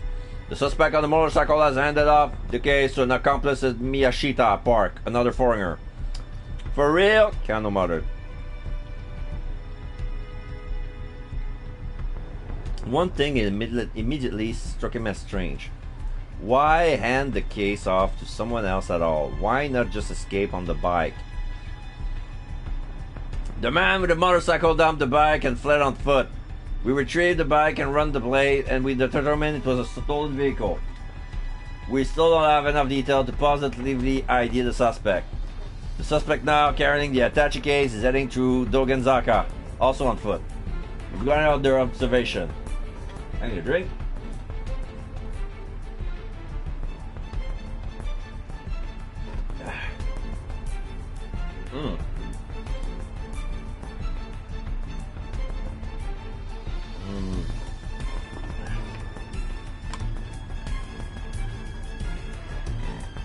My water has some of the aftertaste of the bottle. I think I need to wash it later on. And every time I say that, I was like, anyway. Dongenzaka, huh? That wasn't too far from where Kano was now. Looks like we're dealing with a foreign crime syndicate that's familiar with Shibuya. All units, head to Donganzaka. But do not, I repeat, do not attempt to apprehend the suspect with the case. Let's see where he goes. Kano nodded him to himself.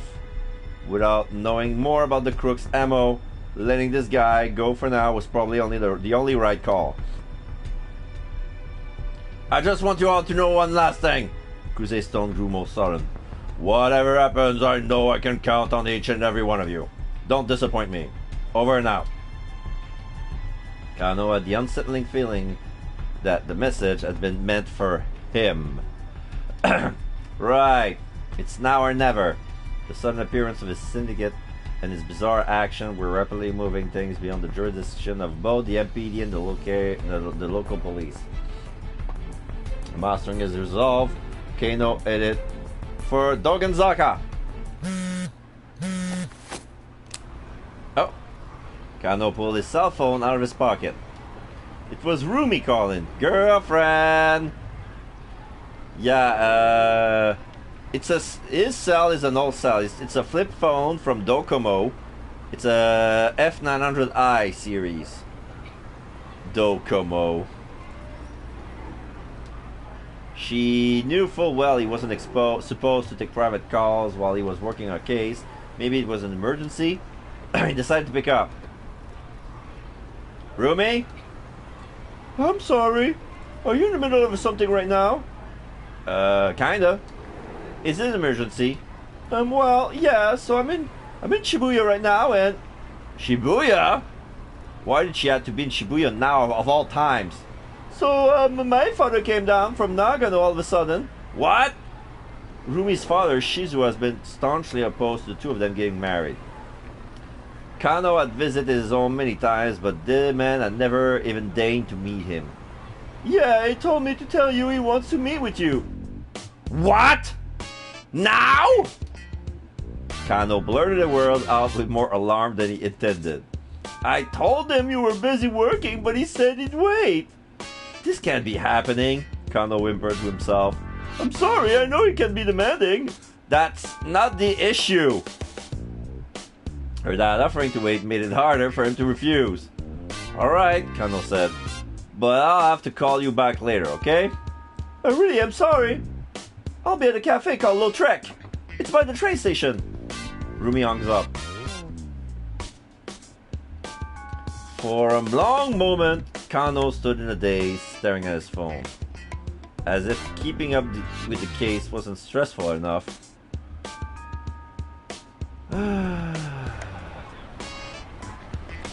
At last, he stumbled into motion, but even as he scoured Donganzaka for any sign of the criminal, his mind remained fixed on the meeting with Rumi's dad.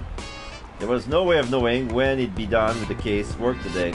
But could he really pass up on a once-in-a-lifetime opportunity to get her father's approval for her hand in marriage?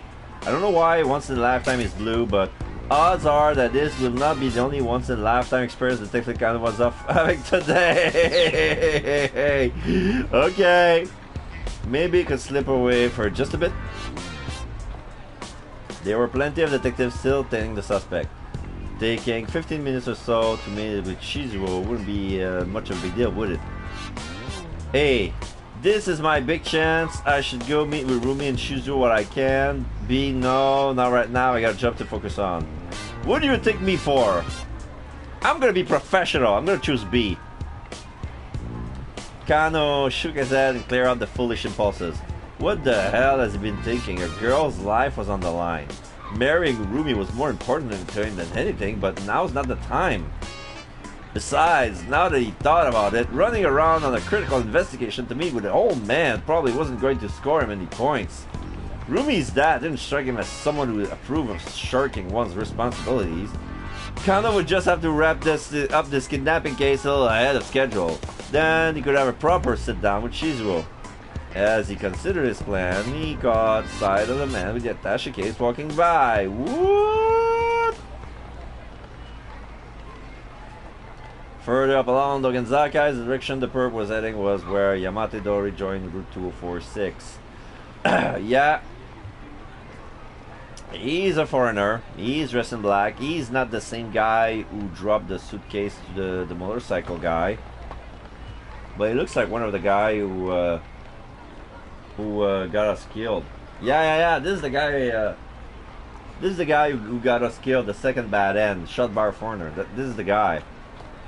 Maybe the guy was planning to meet up with a getaway car. No, wait, hold on. If that were the plan, why would the gang have ditched the motorcycle earlier? Kano started telling the man, racking his brain all the while. The suspect turned down a narrow side road. He wasn't heading toward Yamatador. We are Route 246 at all, but back toward Shibuya Station. What in the world was going on? It was starting to feel like the crooks were just messing with the investigation team. Kano radioed Kuze on the wireless. Sir, I don't think there's any point in seeing where this guy leads up anymore. That's not your call to make. Keep watching him. Sir, this is a waste of time. That girl might be in danger. Kano's argument was cut short as he saw the man's hand off the attaché case to yet another foreigner. Again? How many times were these criminals going to pull this trick? The detectives broke into two groups to follow both of the men. Kano followed the man with the attaché case, who eventually led him back to the area around Shibuya Station. Ruby and Shizuo should be waiting at a nearby cafe right now. Kano tried to remember the name. Sorry, Lautrec? That's right, it was called Lautrec. Oh. Lautrec is in blue now. The name of the cafe where college student Ryoko Kakinuma works as a waitress. Named after 19th century French painter Henri de Toulouse-Lautrec. He created numerous work, including many poster, book illustration, and book covers, which are highly regarded in the art world. Henri de Toulouse-Lautrec. Okay.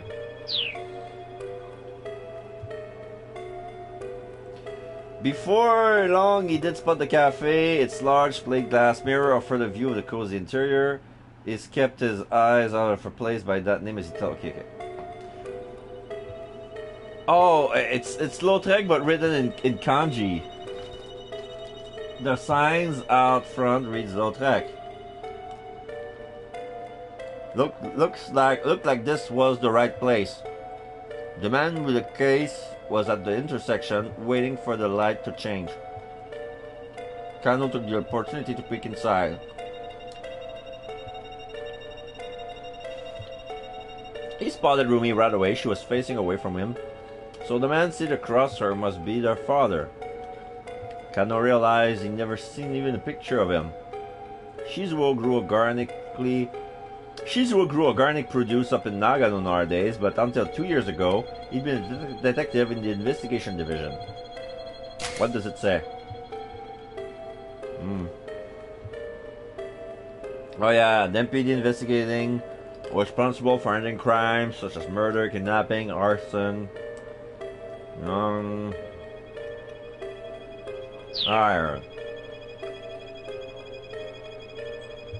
Rumi looked up to her father for his distinguished police career and always spoke quite highly of him. Kano had figured that if he became a policeman, Rumi might appreciate that. It was this simple impulse that had led him to join the force. He had also figured that public servant could stay afloat even in times of recession, and that his physical training would serve him well in such a line of work. Once he was a policeman, he thought he could approach Shizuo with his head held high and ask for his blessing in marrying his daughter. But after Rumi graduated from university, Shizuo had up and retired from police work. Even Rumi didn't know why he'd made the decision. Kano had traveled to Nagano many times to ask Shizuo for permission to marry her, but the only response he ever got was, "I'm not giving away my daughter to any cop." Kano had never even gotten past the intercom before her father turned him away. Years in the force had nearly made Kano lose sight of what has driven him to become a policeman in the first place. And now the chance to meet Shizuo face to face has finally come. He peered intently into the cafe. Across from Rumi sat an older man with a grim expression. Just who was this hard-faced fellow?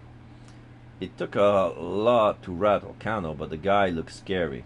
Could this really be the sweet little roomie's father?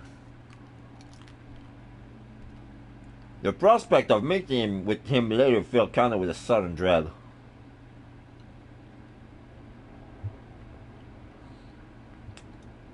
The man went into the JR Shibuya station and stood before the ticket machine. He looked like he was planning on boarding a train.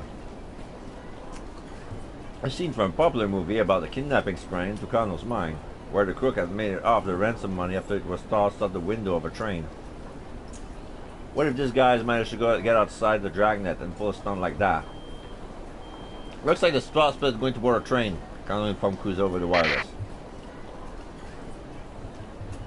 Make sure you're still on his tail.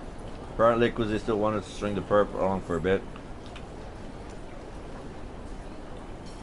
We've got the lizard ready to pursue. Okay, this I need to know what this is. Lizard.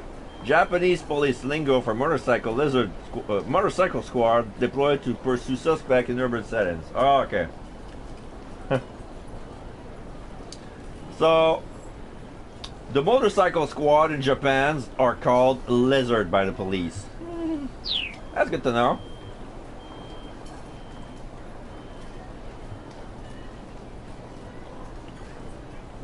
We'll re-establish our dragnet about whatever station it gets off at. The man purchased a ticket from the machine and passed through the gate. There was no way to tell what station he bought a ticket for, but it looked like he was heading clockwise along the Yamanote line loop.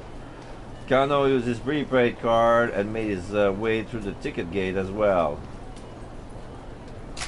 I don't know why prepaid card is in blue. Officers do not actually get free rides on public transportation simply by flashing their badge, as it's frequently depicted in TV shows and film. Doing so might risk alerting the suspect. For this reason, prepaid cards are provided ahead of time. Oh, okay. and then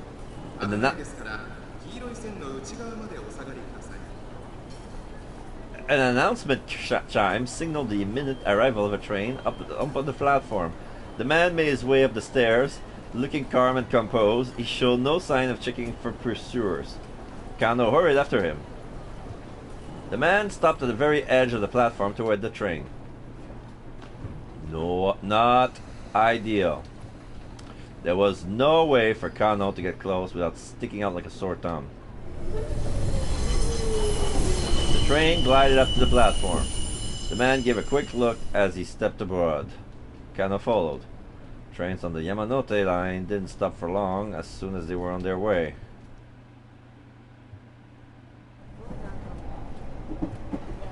Glancing around, Kano noticed other MPD investigator was slipped about the train as well.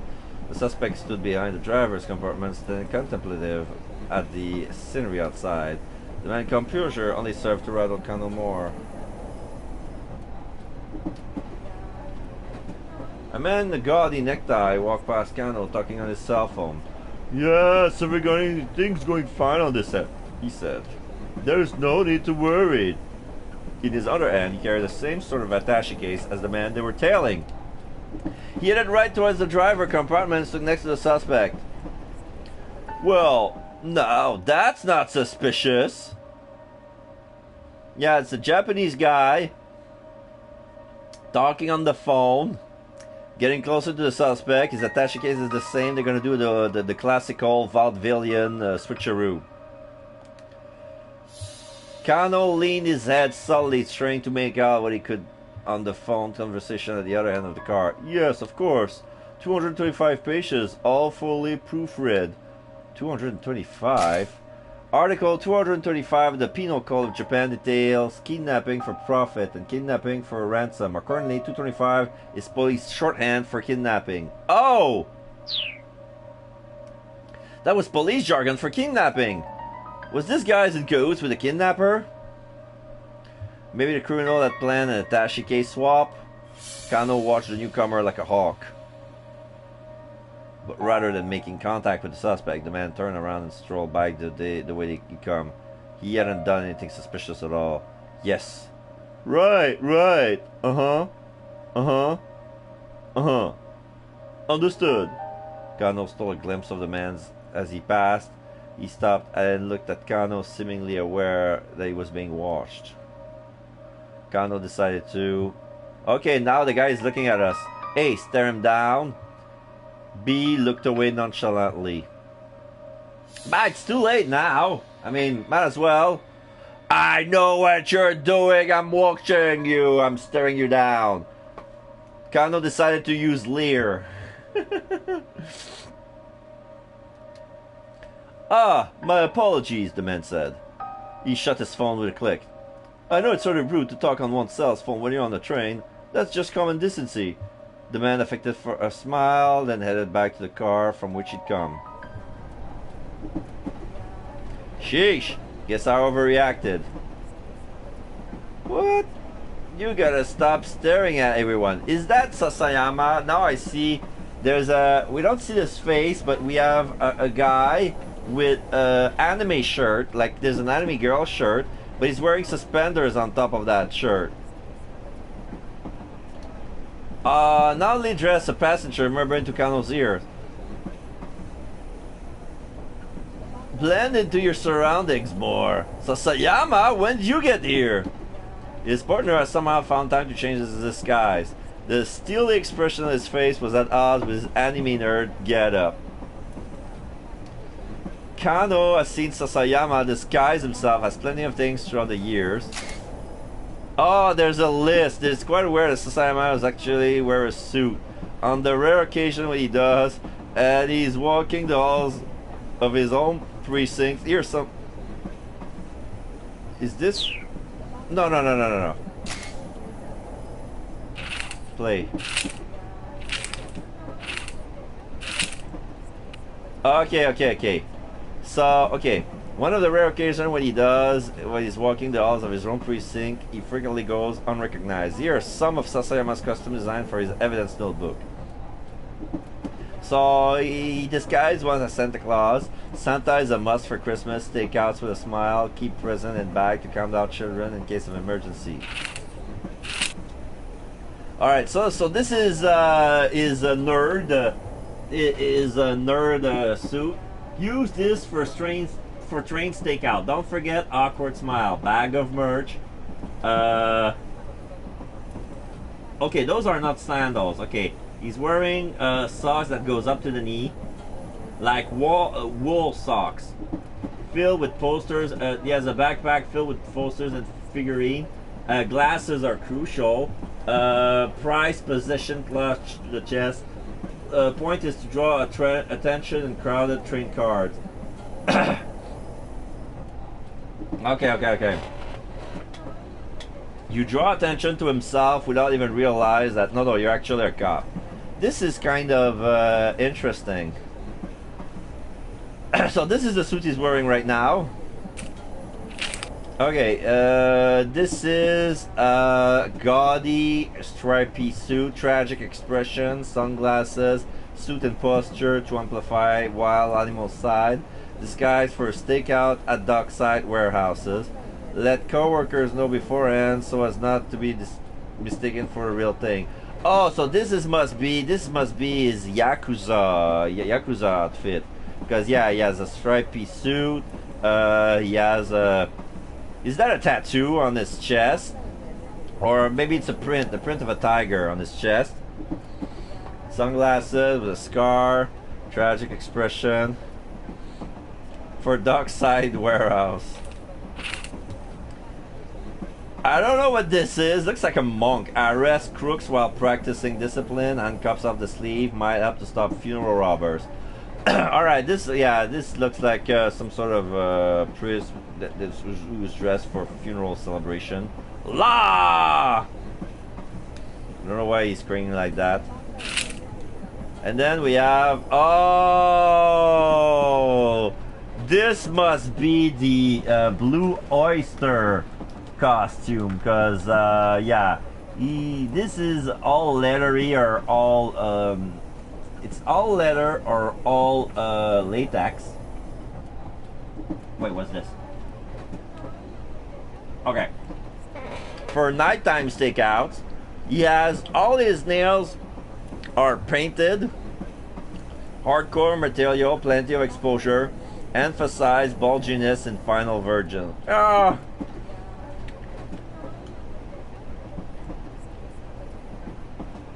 So he's wearing a leather cap. He's wearing a choker. It's not a V-neck, but like it's an unzipped vest, sleeveless vest that unzip all the way until up 1 inch up the belly button. And yeah, it looks shiny and black, and there's big boots. And yeah, this is all the costume we can see. Okay, that was pretty interesting. So, chef. So Kano had seen Sasayama disguise himself as plenty of things throughout the years: chef, magician, samurai, and an astronaut, to name a few. But this was a new extreme even for him. When he first joined the force, Kano had found Sasayama's costuming antics amusing, wondering where he managed to find his outfit, but lately his quirk had become tedious. You like the ocean? Huh? Never mind. Sasayama pulled a small bottle from his breast pocket. Drink this while you can. It says burning white, burning hammer. I don't know what it is. Looks like an energy drink. Guessing you haven't eaten. Huh? What's this? The least I could do. He handed Kano the bottle, then slipped away into the next compartment.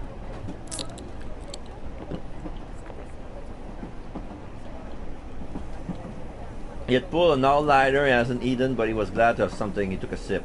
Whatever it was bland. It almost didn't taste like anything. Just what had Sasayama given him? Oh, what the heck. No, anything's better than nothing. He brought the bottle to his lips and chugged the contents down. He suddenly got a massive head rush. He felt a heat. A heat like a burning that spread from his inside throughout his whole body. Did he just give him Toriner? I think he did.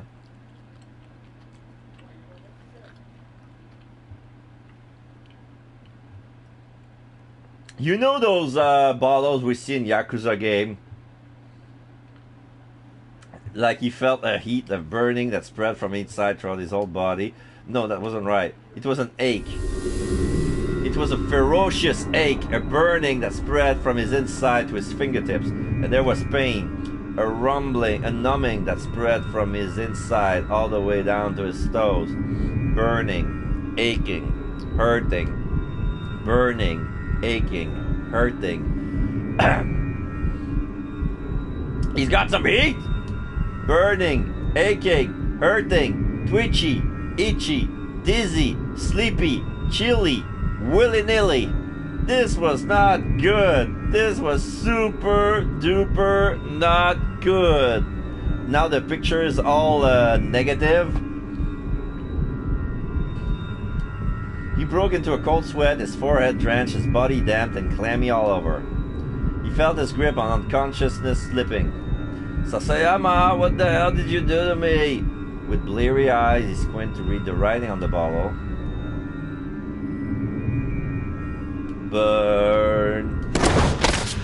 B-U-R-N, burn. After a scant few letters, Kano blacked out.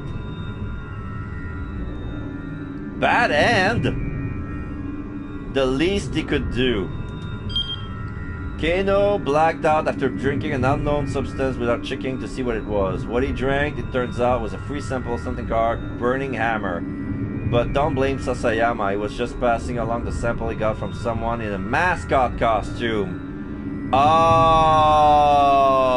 alright. So this is Tama's doing. So alright, so I'm done with bad end number 8. So I'm done with Kano. I'm gonna go to Achi.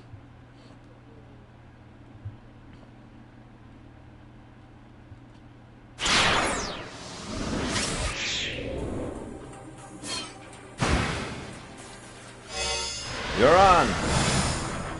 Mean, clean.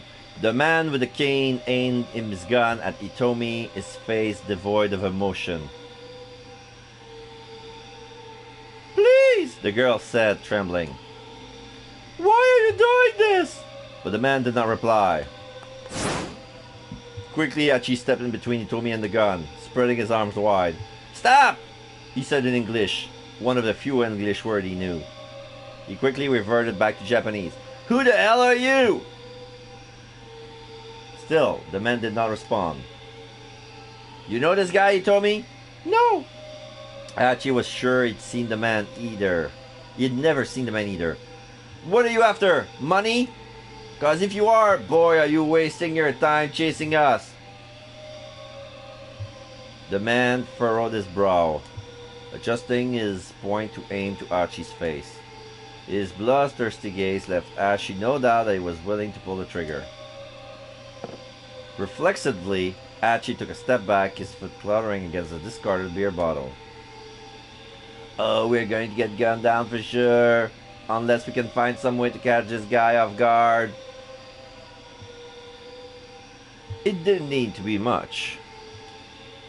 If Hachi could just distract the gunman for a moment, buy himself the briefest window.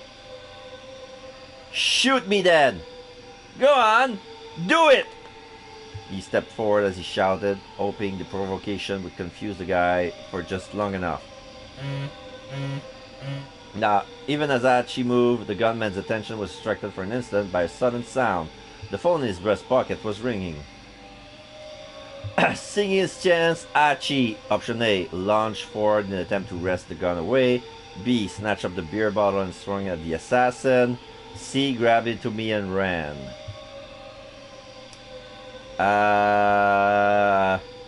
I'm gonna say option B, snatch up the beer bottle and schmack! Seeing this chance, Hachi snatched up the beer bottle and swung at the assassin. The man narrowly avoided being struck, but he staggered wildly off balance. Hitomi! Hachi grabbed her by the hand and dashed out of the club. The two sprinted away through the side streets and alleys of Shibuya. Hachi began to feel as they were running some maddening maze.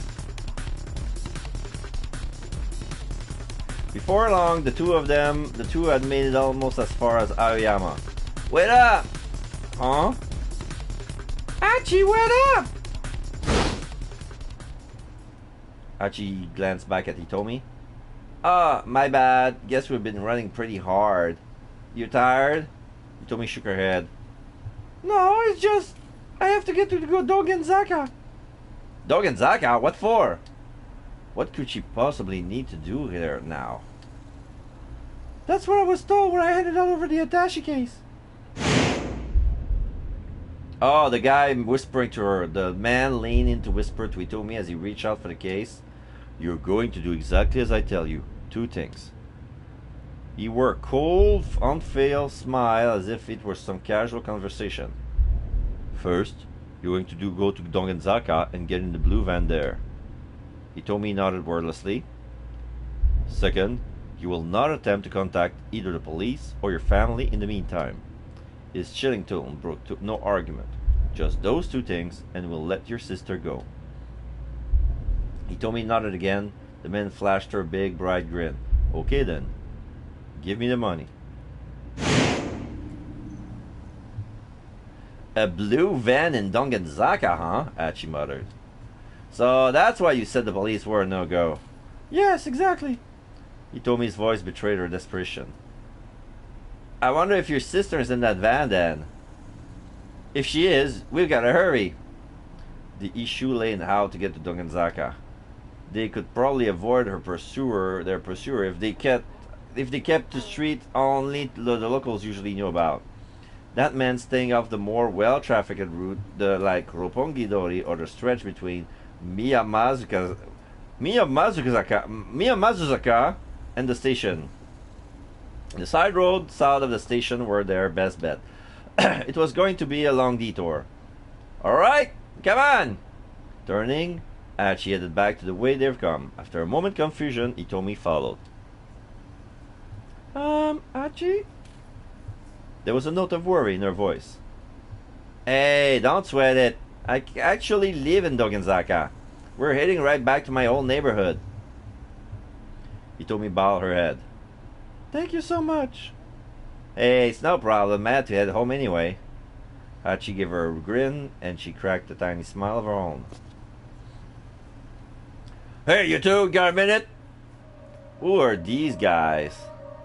Hachi looked around. A pair of men approached from across the street. These guys are wearing a necklace, some sort of colorful light shirt.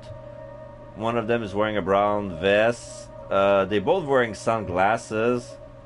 A pair of men approaching from across the street. There was something shitty looking about them. Hachi's protective instinct kicked in, and he stepped in front of Hitomi. If these guys meant trouble, he wanted to be ready. We just want to ask you something.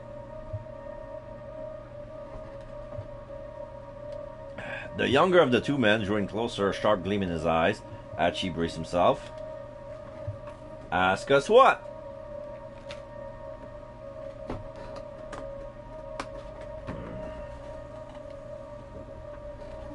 You know where the Nokani building is? The man held up a flyer. It was for some sort of health food sales demo. Come on, man, the Nokami building. You know where it is or not? Hachi knew the name. Wasn't that one of the buildings on Center Guy? That was near Doganzaka, the same direction he was going. No harm in helping a couple lost dude. Hachi pointed them in the direction of Center Guy. Or B, I don't like the thought of these two following Hitomi and me. Hachi pointed them in the opposite direction from Center Guy.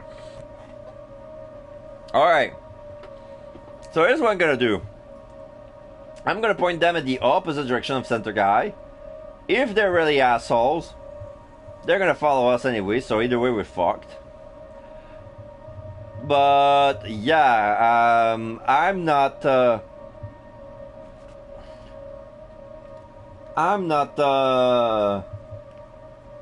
warm either with them following us, so I'm gonna choose option B.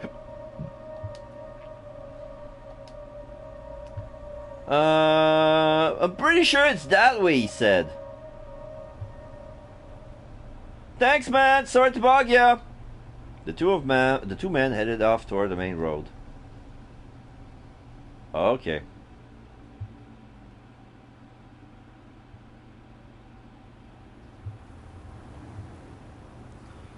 Hachi and Hitomi hurried onward, following the sparsely trafficked side street toward Doganzaka. I don't think I even knew this part of Shibuya was here. I didn't think... Oh, sorry.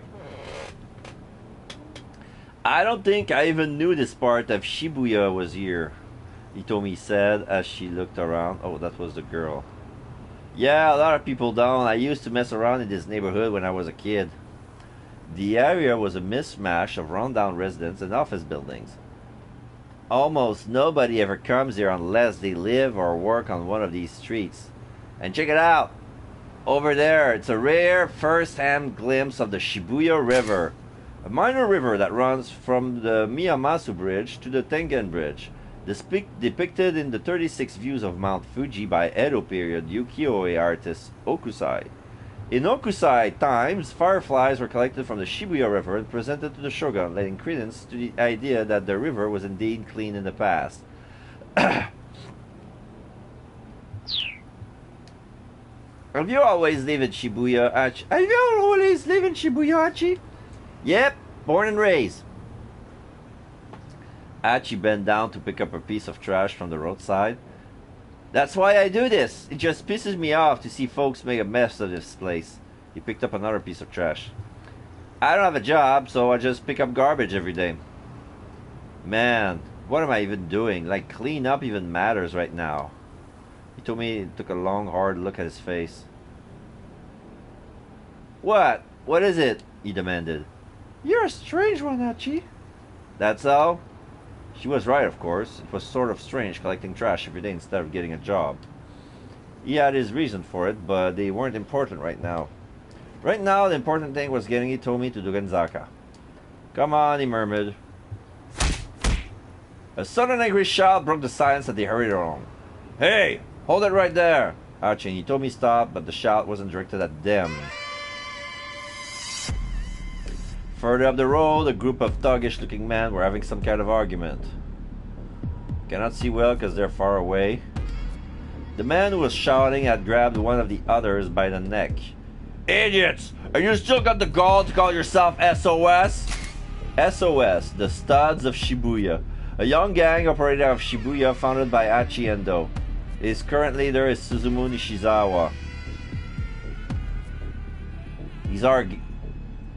We founded a gang? We're a gang member.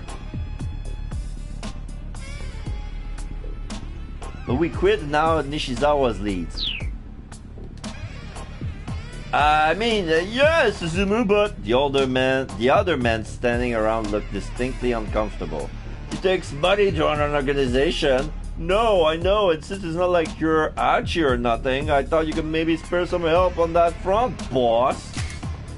The top dog, the man in charge, I'm not sure. It refers to the letter of SOS Suzumu. A change in leadership can really shake up an organization. The new boss' personality and disposition are a huge factor in whether the group continues to prosper. The fact that Suzumu is being asked to spare some help on the monetary front suggests that he still has things to learn about being in charge. He told me he looked at Hachi when a stranger spoke his name. He smiled awkwardly, then turned back to the altercation. Shut your mouth, Suzumu barked. How dare you say Hachi's name is in my presence? Hey! Hachi called out. What was that about me? As soon as they saw him, the other men went pale. Hachi kept his tone casual. He strolled up to the group. Suzumu, you can't just give the guy a beat down in broad daylight. I don't know why it's even highlighted in blue. Beat down, to mess someone up super bad, usually with punches and kicks. Don't want to shock the upstanding peoples of our fair city. Hachi? Suzumu glared. Can we drop the pleasantries? Hachi replied with the hint of a sneer. You got it, Suzumu. And I'd like to point out we're not on a first name basis. With that, Suzumu turned and stalked away. His buddies followed suit, leaving Hachi and Hitomi alone again. Did you know that guy? Hitomi asked. His name is Suzumu Nishizawa. And yeah, I know him. Or I thought I did. Used to be friends way back. Me and those guys were all part of the same crew, but I bailed a little while ago. Hachi fell silent. To his great relief, Hitomi didn't pry further.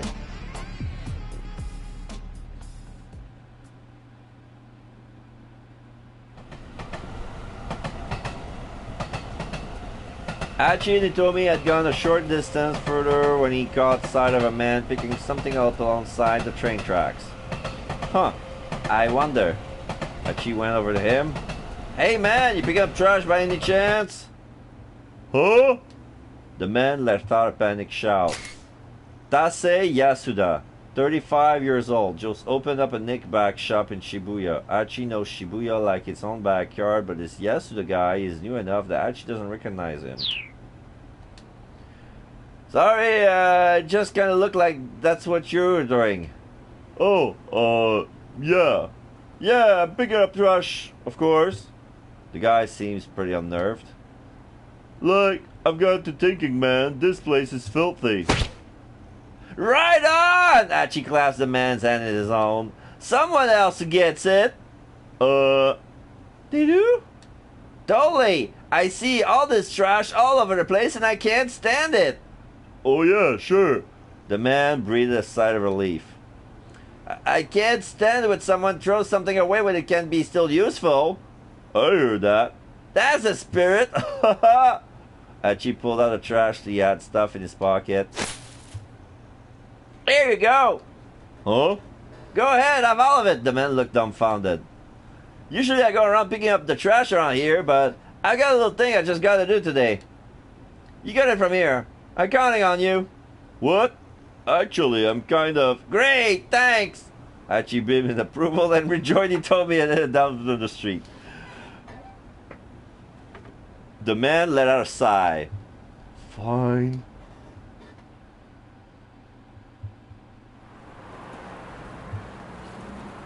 Slipping through a narrow back alley, they came out near the top of Dongenzaka. Hachi looked down the hill but didn't see a blue van anywhere. He and Hitomi started making their way down towards Shibuya Station. Hitomi muttered to herself, "I don't see it parked around here." Her face twisted up with worry. It was a lot harder to find street parking closer to the station. "Hitomi, hold up!" Hachi had a sudden idea. He darted into a nearby soba restaurant, motioning for Hitomi to follow. "Hiya!" He called out to the proprietress, a sharp, hard, middle-aged woman. "You're looking as lovely as ever today, I see." "Oh, Hachi! Are you done collecting trash for the day?" The lady took a look at Hitomi, her eyes lighting up. "Is this your girlfriend?" Oh, no, it's nothing like that." The proprietress was undeterred. "Oh, she looks just like a model. She's the spitting image of me at that age. My, Archie got himself a girlfriend." "I said it's not like that." The woman waved Hitomi over. "Now, you know Archie's got a bit of a mouth on him, but he's got the sharpest tool in the shed. But he's a sweet boy. He's not the sharpest tool in the shed, but he's a sweet boy." Okay." Hitomi forced a polite smile to her face. "He'll try to deny it, but don't you listen. He told you about... Has he told you about Suzune?" "Hmm?" "Ma'am, please." Hachi jumped into the conversation. "You gotta hear me out." "Whatever's the matter? I'm just trying to talk to you. I'm just trying to talk up your good points." "Have you seen a van parked around somewhere?" "A van? Let me think. Yes, come to think of it, there was. A blue one," she added confidently. Hitomi leaned forward. "Where is it now?" she asked. Well, I'm not really sure. I don't keep a close eye on things outside, after all." Hitomi slumped. "I see. I know it doesn't look it, but I've been quite busy today. The man who makes my noodles came by earlier to settle accounts, and we fought over it. No head for finances, that one. That's his problem, honestly. And now on top of that, of course, my part-timer Masa has to have today off, honestly." Masa, first-year student at Midoriyama Academy. A sweet young man who works as a part-time delivery driver for Dogen Hut and sends all his leftover money to his mother out in the country. Lately, however, he's got himself a girlfriend and has been sending money back home less frequently. His noodle house job doesn't pay enough to both support his mom and cover his dating expense, so he's scheming for a way to make it rich quick. Hachi frowned. Has she really seen the blue van, or was she just being chatty? A. Older women who ran tobacco shop or noodle houses did seem to have a knack for spotting details, or B. But women of her age weren't always the most reliable. Bullshit! No. We're gonna take the lead. Older women who rent tobacco shops or noodle houses seems to have a knack for spotting details. Hachi decided to follow up some more. Was there anything unusual about this van? Well, let me think. The woman frowned, pausing a moment in thought. Aha! A flash of recollection showing her eye. That's right! Now I remember! I think there was some foreigner sitting inside. Hachi and Hitomi exchanged glances. Yes, I'm sure I met the man who makes... Yes, I'm sure of it! The man who makes my noodles said he saw it too! Was there anything else? Hitomi asked. No. Not that I can remember.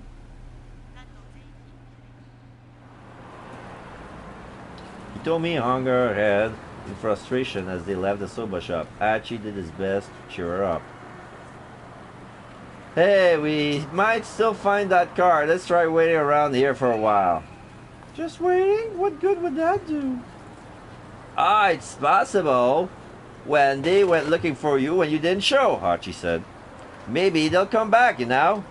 He sat down on the edge of a planter outside the restaurant. But the criminals already have the money, she said anxiously. Even Hachi understood the implication. Now that the crooks had the ransom, their hostage was nothing but a liability. Why take the risk of letting her go when they already had what they wanted? The situation was bad. Very bad. Still, just running around Shibuya willy-nilly was only going to tire and frustrate them. Hachi wanted to make sure Hitomi had a chance for a little break. We don't have anywhere else to look, so let's just give him 10 minutes, okay? He said. Hitomi seems unconvinced. She looked like she might just march off down Donganzaka at any moment. I understand how you feel, how you must feel, but you know what they say. Slow and steady, stay in place. Hitomi burst out laughing. What's so funny? It's slow and steady wins the race. For real? Hitomi smiled and then sat down beside him. Alright, she said. We can wait here for 10 minutes. Cool. We've run enough races today. Already, right? Hitomi kept her eyes on the cars passing through Donganzaka for a while, then she murmured slowly to Hachi. Thank you so much for everything. Really. Oh, you can thank me after we find this van. I'm sure if I'd been by myself, I'd been in too much of a panic to do anything. What can I say? I tried to keep my head up and face things as they come. You're quite the optimist, aren't you? Hachi grinned. He tried to recall what optimist meant. He was pretty sure it was something to do with doctors, or maybe glasses. Yes, optimist. Like optometrist. Speaking of which, I need to check my I need to make an optimist appointment soon because my glasses aren't what they used to be. The shy, sweet look on Hitomi's face as she said it, though, made him figure it wasn't a bad thing, whatever it was. Cars drifted on by, one day after the other, but they saw no sign of a blue van. After a while, even Hachi began to grow impatient. This was starting to feel like a waste of time. And then...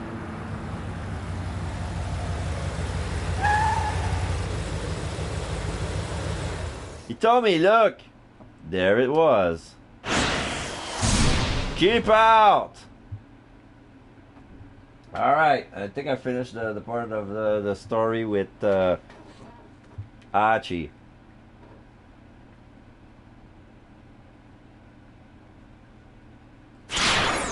Alright, let's start a new character. Minorikawa.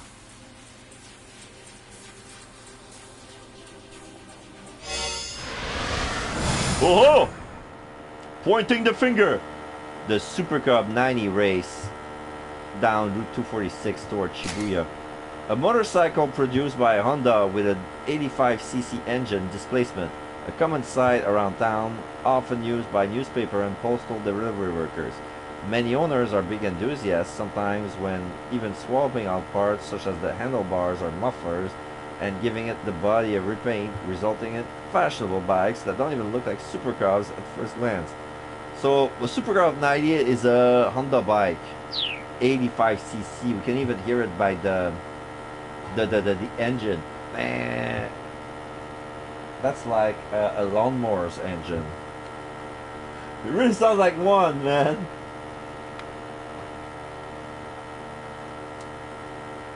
Oh yeah, that's him. The speedometer remained at a steady 60 kilometers per hour. Oh yeah, look at me go on my bike. This is a street bike. Like this is like you don't want to use a car since you're living all by yourself, but you go on the street at a speed, a city street speed limit. You don't need to go over 60 when you run on the street, so this is all you need. Pumping the gas harder was no use. This was as fast as the bike could go. Minoru Minorikawa shouted as sped along. Damn it! I am not letting you die! He jerked the handlebars and blew it past the truck on the inside. The driver scowled at him as he shot by. You maniac! You're trying to get yourself killed? Just the opposite, Minorikawa shouted back. I'm saving lives! What's he doing? The stoplight ahead turned red, cutting him off at the intersection. Oh, come on! He had no choice but to slam on the brakes, but his agitation boiled over as he waited for the signal to change again. How long this thing's gonna stay red? Now I look at the street, I think he's gonna run past the bike with the suitcase. I think this is how he's gonna get involved. Hurry up already! He brought up the bike right up the very edge of the line, keeping the engine rev like a dragster ready to peel out. Not on time is not in my dictionary! The light turned red. And then Minorikawa's own light turned green. At last, he hit the accelerator as hard as he could. His engine died with a sputter. No! Oh, come on! What the hell? Car horns blared angrily behind him. In a fury, he pulled his bike over the side of the road.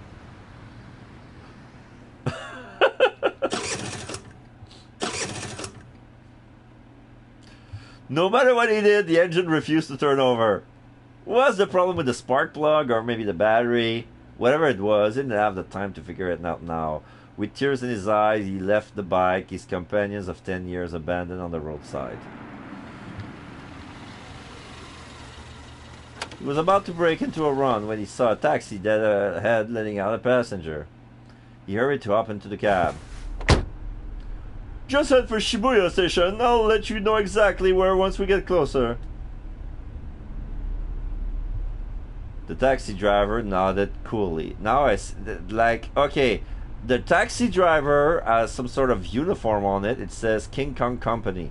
So I don't know if it's the company of the taxi brand or if it's something completely different. Because the taxi driver doesn't look like a taxi driver. It looks like a very cool dude straight out of the army with sunglasses on.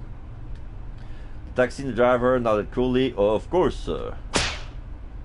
10 minutes! Huh? I need you to get me there in 10 minutes. The driver grimaced. I'm afraid getting there in 10 minutes is a bit... 15 then! Sir, that's still... Look, that's all the time I can afford. Assuming traffic condition cooperates, sir, then maybe. I can't make any promises. Minorikawa looked at the driver's ID photo above the free fare meter. His name was Hachiro Kimizuka. He was a middle-aged fellow, looked a little rough around the edges. Mr. Kimizuka, I chose you for this. You can do it. Chose me? Sir, I'm pretty certain we met by chance. Okay, sure, I suppose you could phrase it that way. Anyhow, can we get going? Right, Kimizuka said with a faint sigh. I'll see what I can do. The taxi pulled away at a distant clip.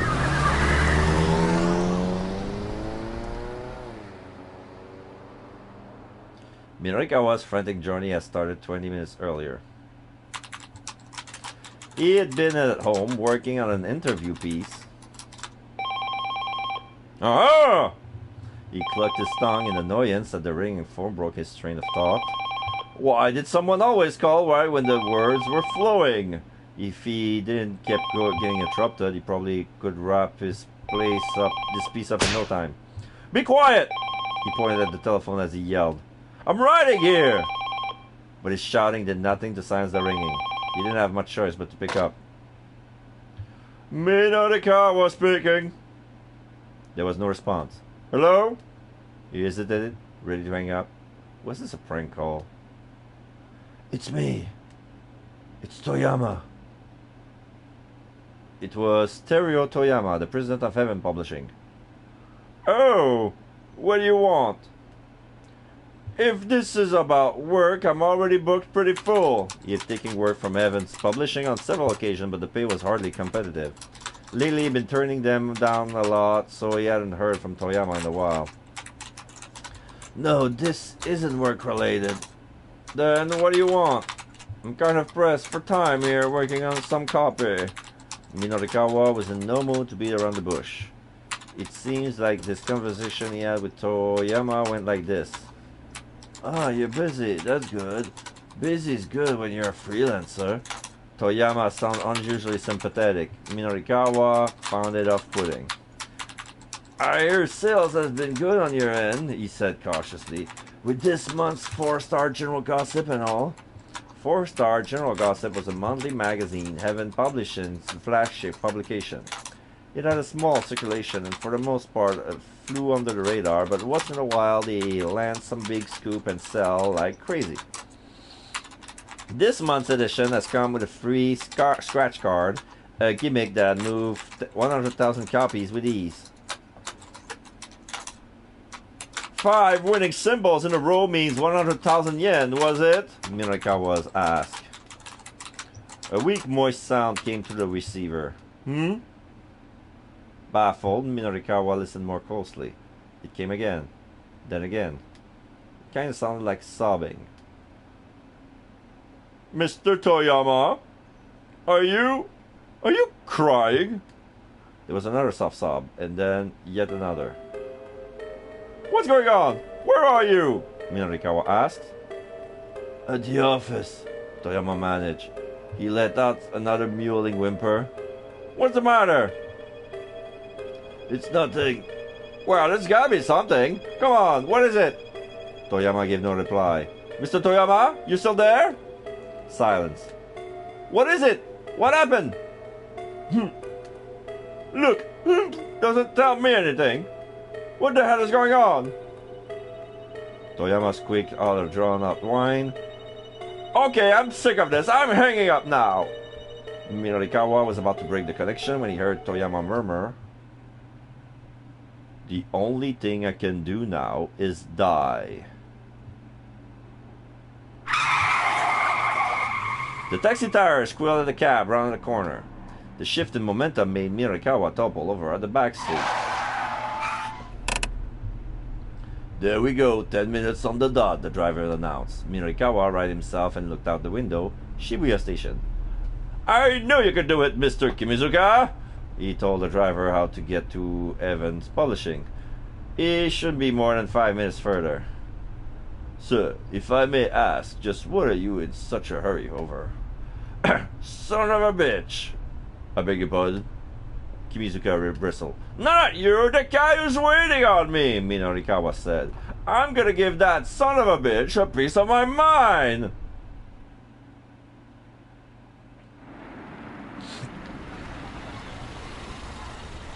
The multi-tenant building where Evan Publishing had his office came into view. The taxi stopped outside. Minorikawa opened the door as he hurriedly reached for his wallet. Then he stopped. What if the worst has come to pass and he needed to take Toyama to a hospital? Should he have the taxi wait here? Or would it be better to call an ambulance? Sir, is there a problem? The driver asked. Hey, wait here, I'll be right back. B, no, I'm fine, you're a lifesaver, how much do I owe you? Should I keep the driver in?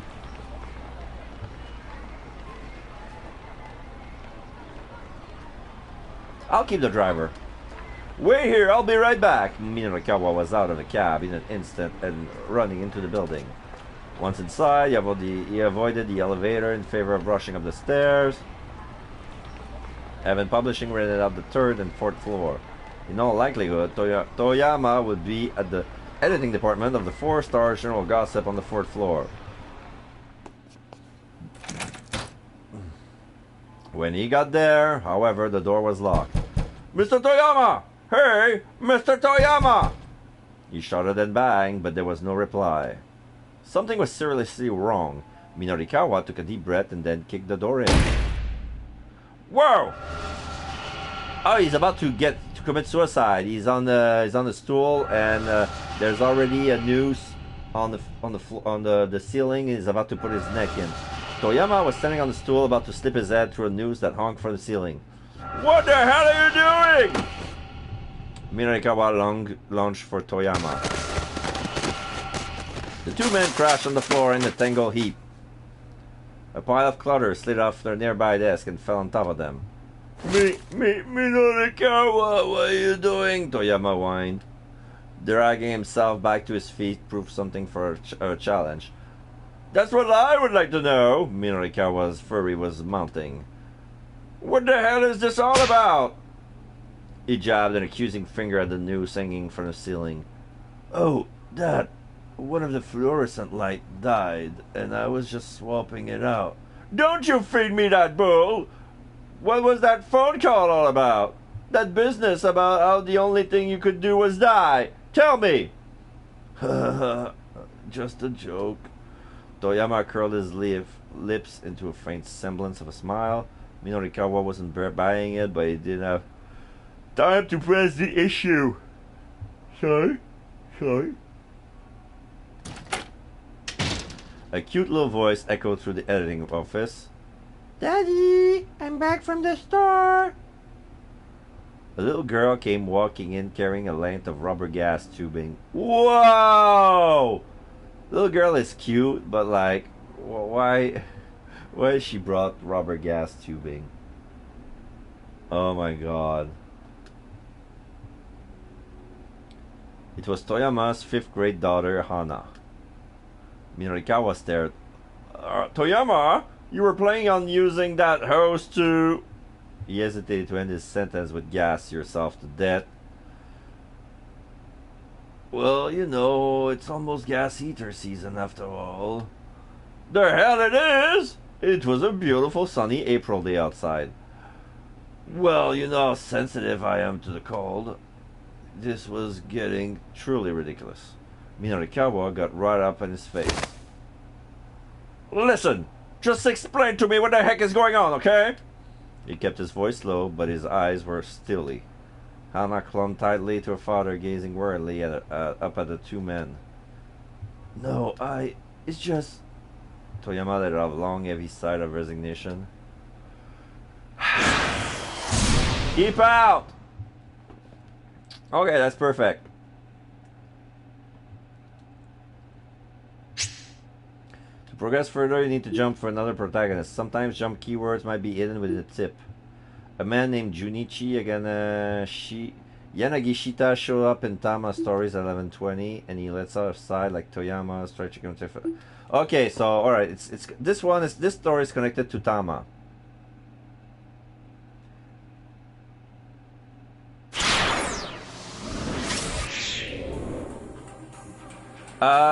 Yeah, you know what? I'm gonna go with Osawa, but I need to go to the bathroom first, so I'll be right back.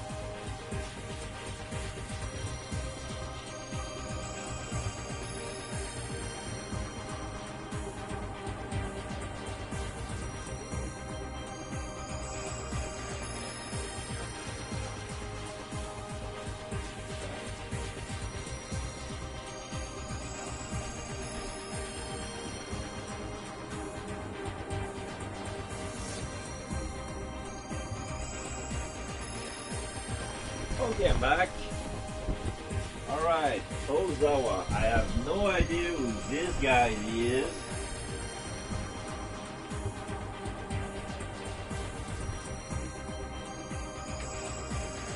He's smaller than everyone else, unless you count the mascot as a teenager or something like that.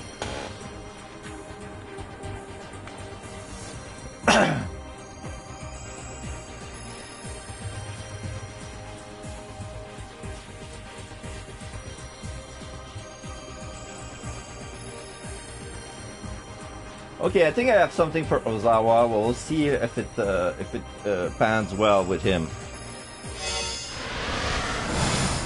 It looks serious enough. Wealth, status, honor. None of these means anything to me. All I want is a peaceful life. To put worry behind me. To stay calm and serene. To be free of worldly concerns. Free at any cost.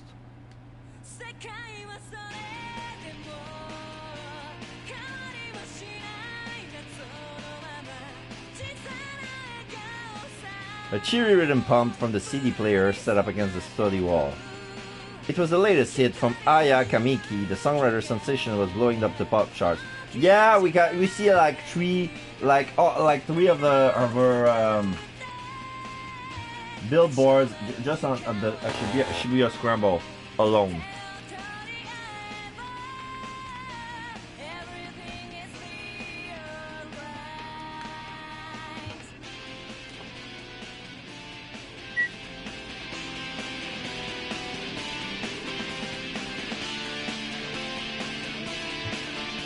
Kenji Osawa reached for the stereo remote on his desktop.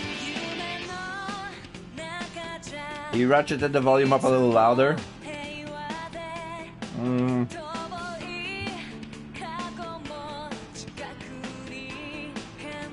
He looked like the sort of man who'd be more interested in classical music, but in fact he was a huge fan of the girl rock popular with middle schoolers. Closing his eyes, he swayed back and forth in time with the music, humming his favorite lyrics under his breath. But his moment faltered. It's no use. Aya's voice usually suited whatever ailed him, but today even she couldn't help. Today Osawa was a complete wreck in both body and mind.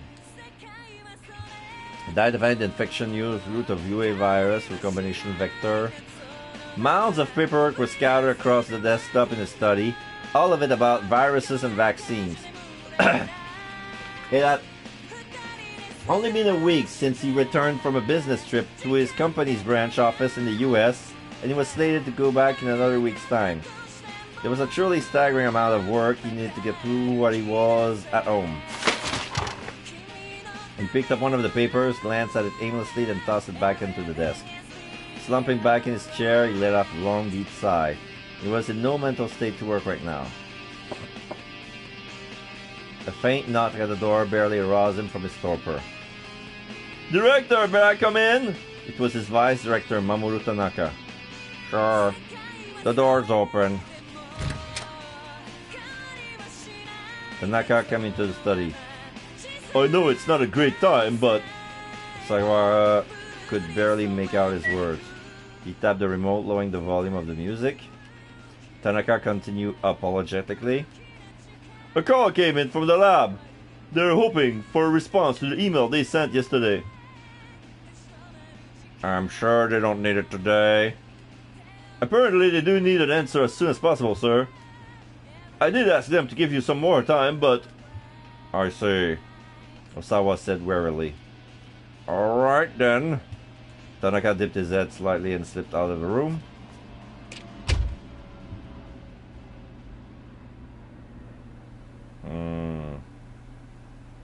Osawa contemplated his colleagues. Tanaka was a man he could truly depend on. He has enough of his own work to do. He didn't need to come here again today, but he did. They've been working in close concert ever since Ozawa has gotten back to Japan. Without Tanaka's support, there was no way he would be in the mindset to do any work at all right now. Sidling up to his computer, Osawa opened his email program and started answering the work-related messages. He reported on his business travel expenses, offered his opinion on capital investments, requested confirmation on current medicinal stockpiles. He worked with bleak detachment. None of this meant anything to him right now. Then a new email appeared in his inbox. The sender was identified simply as A. The subject line read, 1 year ago, South Africa.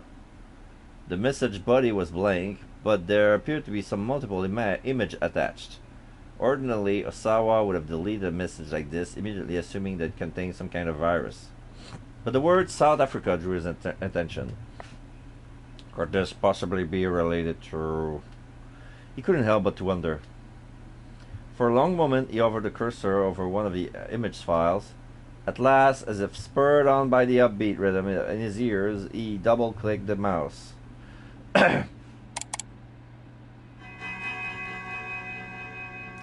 What is this? I have no idea what these pictures are. Looks like something black and white, some sort of room with a lot of bodies with sheets covered on top of them. It's too blurry to tell exactly what's going on, but it looks like this is what it is. The grainy photograph showed a large room with a dozen or so people laid out in beds. It appeared to be some sort of medical ward. Osawa felt a strange flutter in his chest. He quickly opened another image. This one showed a close-up of one of the patients in his bed, a South African guy. Large red blotches covered his face. A large volume of blood appeared to be dripping from his ears and nostrils. Can't see it because it's black and white and it's a very dark room. A cold shudder ran up Osawa's spine. What the hell? These symptoms. Osawa opened up the remaining image files. Each new picture showed another of the patient. They all appeared to be teetering on the brink of death. There was no doubt about it. These people were infected with the you.ve virus. But how? Questions stumbled through Osawa's mind. His finger tapped on a quick message. He doubted that he'd get a response, but he might as well try. Who are you? Where are these images from?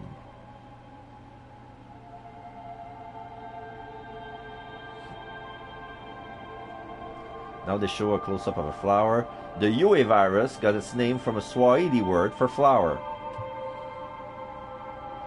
Supposedly, this was based on the fact that the propagated form of the virus resembled the petals of the flower. Despite the flowery name, however, the disease was anything but pretty. You.ve doesn't just means forever. You.ve does not... You.ve did not just mean flower, it also meant to kill. The you.ve virus. And as the name suggested, the virus has a mortality rate of 100% in those it managed to infect. Moreover, there was a very short incubation period between infection, the onset of symptoms, and death. Because more detail regarding the you.ve virus have been suppressed, cases of you.ve infection are largely unknown to the world at large, because all patients known to be infected with the virus on official record have died within a short time frame. The mortality rate is given to as 100%. As the incidence of known cases grows, the number may drop below 100%, but the mortality rate will likely remain extraordinarily high. Onset of symptoms. Inhaled viral particles can spread from the lungs to the lymph nodes, and from there disperse through the body. The virus propagates in several places, including liver cells and macrophage, a component of the immune system. I know what macrophage is. And destroy the endothelial cells within blood vessels. Upon reaching the brain, it forms a neural sludge of blood mixed with other bodily fluids, like spinal fluids, like it destroys the endothelial cells within blood vessels. Yeah, I can see what's happening. like they're eating away the blood, the blood vessels. So the blood is getting dispersed with water that the cells are absorbing, and other like bodily fluids. Within roughly 12 hours, bleeding would set in throughout the body, everywhere but the bones and muscles, with little results. Due to its incredibly high mortality rate, the disease's very existence had been kept hidden from public knowledge. Osawa's computer chimed to signify the arrival of a new email. The sender was A. He hurried to open the message. Once again, the subject line read, 1 year ago, South Africa. Your crimes. Osawa stared at those two words. My crimes. That left him only with further questions. He looked again at the image from the previous mails.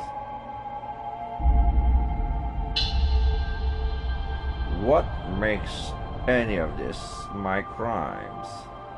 He could see that the patient's bleeding was severe. He estimated that several hours has passed since the onset of the disease. It wouldn't be long before their lives were cut short. To feel that agony, that suffering, and then to perish. Am I to blame for that?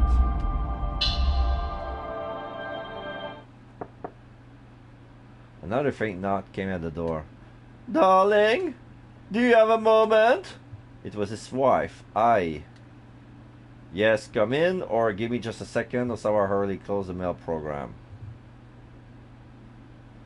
Yeah, let's close everything up. Give me just a second. Osawa hurriedly closed the mail program. Even if this was nothing more than some sick prank, it wasn't anything he wanted his family to see. Especially not Ai. Alright, come in. Alright, come in. But Osawa turned out to be that Ai had already let herself into the study. The sharp sting of her perfume made him scrunch up his face for a moment. Have you reconsidered the whole America thing? She asked. This again, Osawa thought silently to itself. Please, he said. Can we not discuss this right now? If not now, then when? You know this isn't a decision to just make on your own. On this latest business trip, a major American pharmaceutical firm had attempted to headhunt him, asking him to join them and be, quote, among the top researchers in the world, end quote. The money and prestige held no interest for him, and he was reluctant to turn his back on Okushi Pharmaceutical after his many years of service. Okushi Pharmaceuticals. This pharmaceutical company for which Kenji Osawa works is a major corporation with a solid sales network both domestically and internationally, and an annual turnover of 1 trillion yen. It holds patients from several medications that are in demand worldwide, and it's influential on the Ministry of Health, Labor and Welfare, and other political institutions. The company employs roughly 7,000 people, including 600 researchers. That's a lot of people. Let me drink something.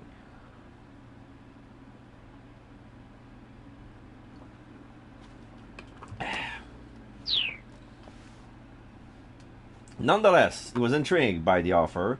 It would mean the chance to conduct his virus research in a much better funded environment. Taking the job would necessitate relocating to the US, however. When he'd mentioned the possibility of immigrating to Ai, she shot the idea down on the spot. Her opposition was understandable. Ai's father, Suguru Makino, was a member of Okushi Pharmaceutical Boards of Directors. Ah, her father got him in. Oh, and now they're gonna backstab them. No, I found a better job. How dare you? How dare you? No way was he going to let Osawa jump ship to another company. Darling, please. I joined closer to him. Think about it from my perspective. If you leave for America, what am I supposed to tell my father?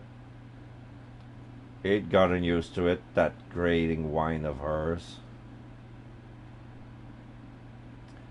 Have you considered what might happen to Okushi if you leave, dear?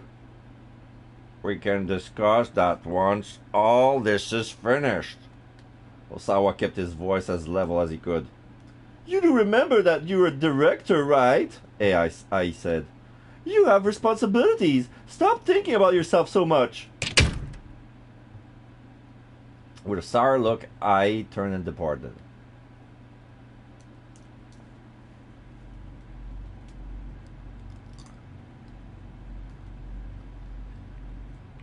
Well, he had known that moving to America would never be simple a matter, regardless of what his wife thought about it. There was another reason, however. The antiviral agent that he developed at Okoshi. A therapeutic drug used to treat viral infection. Example includes a drug used against influenza and HIV. These treatments do not eliminate the infection, rather they simply inhibit the development of the disease. There are still many issues with such drugs, including the risk that treated viruses possess or develop a resistance that makes the treatment ineffective. Academic institutions and pharmaceutical companies worldwide devote tremendous resources to further advance the field of antiviral medicine. Nice. So Osawa developed an antiviral agent probably for you.ve. After the you.ve virus was discovered, infectious diseases research facility worldwide has thrown itself into a top secret effort to develop a vaccine. We know what a vaccine is. Yeah, explain how a vaccine works. But Makino had ordered Osawa to work on creating an antiviral agent, not a vaccine. A vaccine immunized the subject in order to prevent infection in the first place. Conversely, an antiviral agent could be used to treat patients already infected. It was a so-called wonder drug for combating the virus itself. Creating such a drug was far easier said than done. Developing the antiviral has been a long, arduous road.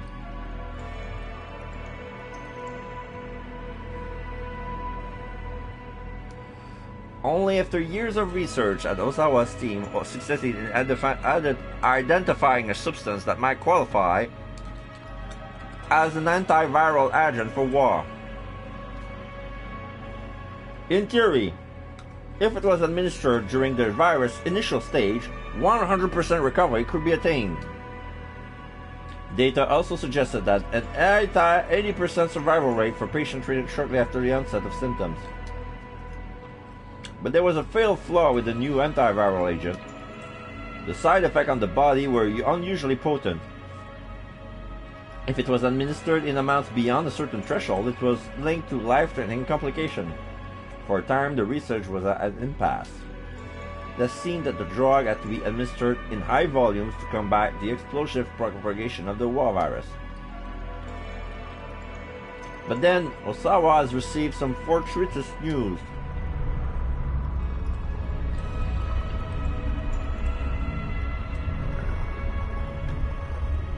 Okoshi Pharmaceutical Nanotechnology Branch has engineered a cutting-edge device known as the DDS, acronym from Drug Delivery System. Such a system administers ultramicroscopic drug capsule to a targeted area of the body.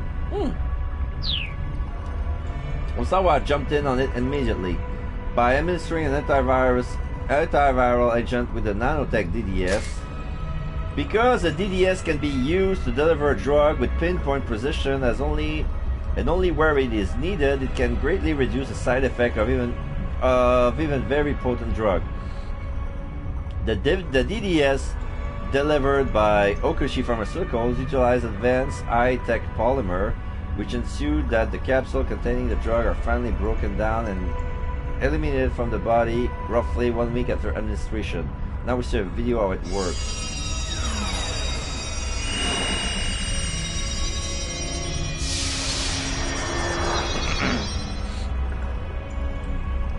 Yeah. So yeah, this little thingy seems to know exactly where they're going into the body and then work. He was able to use smaller amounts of the drug to squash the you.ve virus with precision. The procedure was a huge success. There was a marked increase in the drug's efficacy, along with the expected decrease in the adverse side effects. Pharmaceutical is said to have a positive effects if its use brings about the desired result when treating a medical condition, but many drugs create unwanted and unforeseen adverse effects as well. Given the extreme complexity of most drugs' interaction with the human body, nearly any medicine can have both positive and negative effects. The effects had been confirmed via animal testing on monkeys, and now the antiviral was ready for the final development stages. Clinical trials. In Japan, the development of new drugs is often hindered by insufficient legal infrastructure for conducting clinical trials, resulting in a smaller knowledge base and fewer opportunities for testing.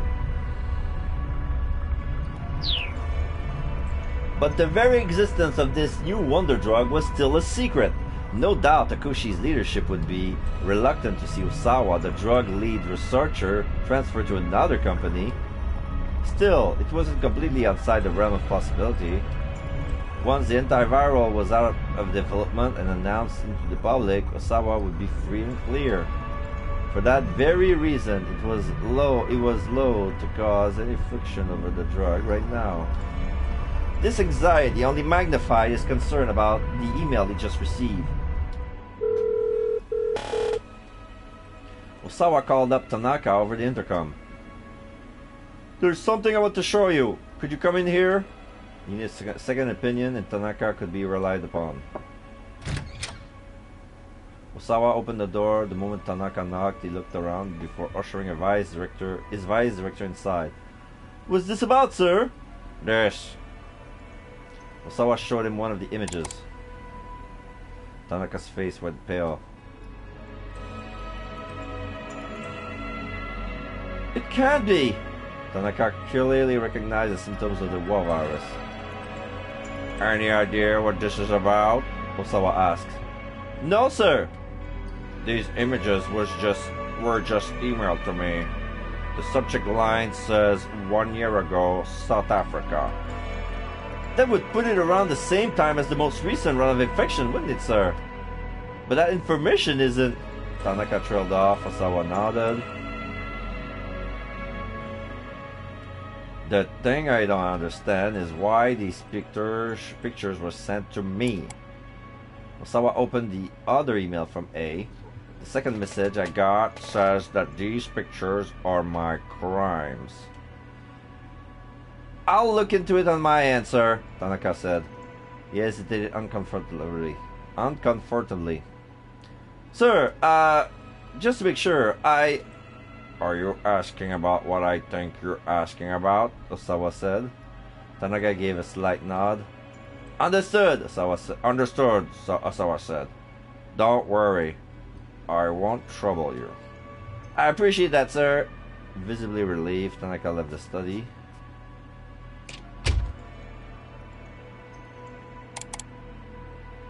you.ve virus. Osawa brought up a folder marked you.ve virus on the screen. Within the folder were enlarged images of the virus itself. He double-clicked one of the image. It blew on the monitor to reveal the pathogen It blew up on the monitor to reveal the pathogens in intricate detail. A specimen of the you.ve virus was approximately 100 nanometers in diameter. 10,000 of them in line would take up barely a millimeter. But a single tiny virion, upon entering the human body, could become 2,000 in an hour. That speed of multiplication was nothing short of astonishing. Even the Ebola virus has a typical incubation period of 7 days or so before infectees develop symptoms. For influenza, it was 1 or 2. But the onset of the you.ve virus happened in a mere 12 hours. Osawa viewed an image slideshow of the virus propagation mechanism. It was a fascinating sight, no matter how many times he looked at it. Viruses existed to multiply, nothing more. They had no motives, no driving logic, nothing but simple multiplication. To Osawa, that fact held a certain air of mystery. If viruses had emotion, how would they feel about their lives?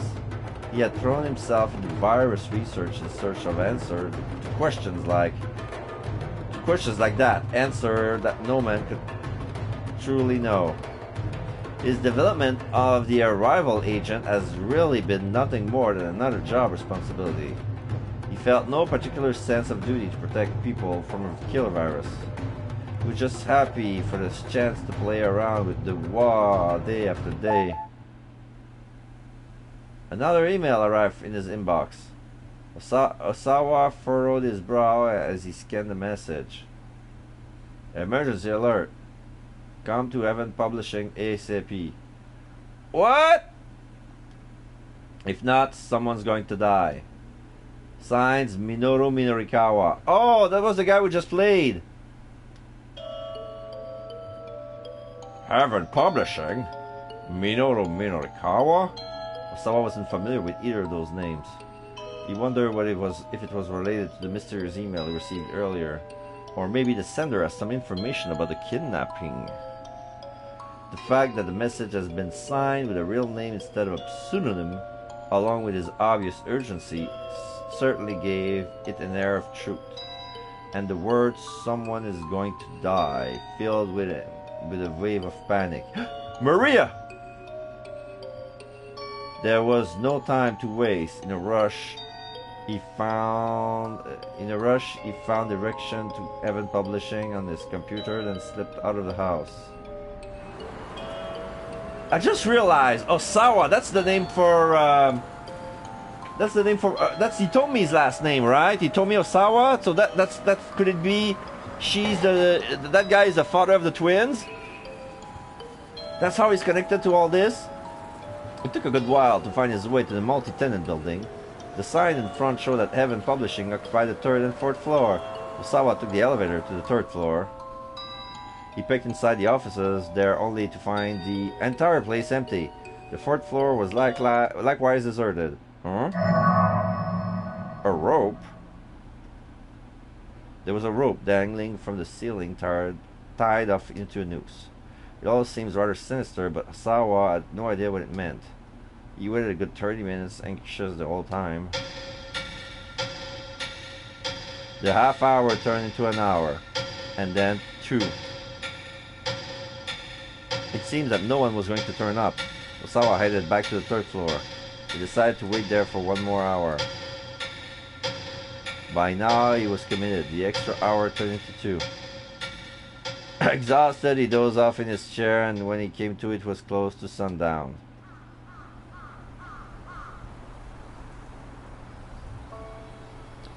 Sunset already? He gazed out the window, the hazes of sleep still clinging to his mind. He had the feeling he was forgetting something important, but the sight of the sun quietly setting over the cityscape made the crisis of life feel strangely distant.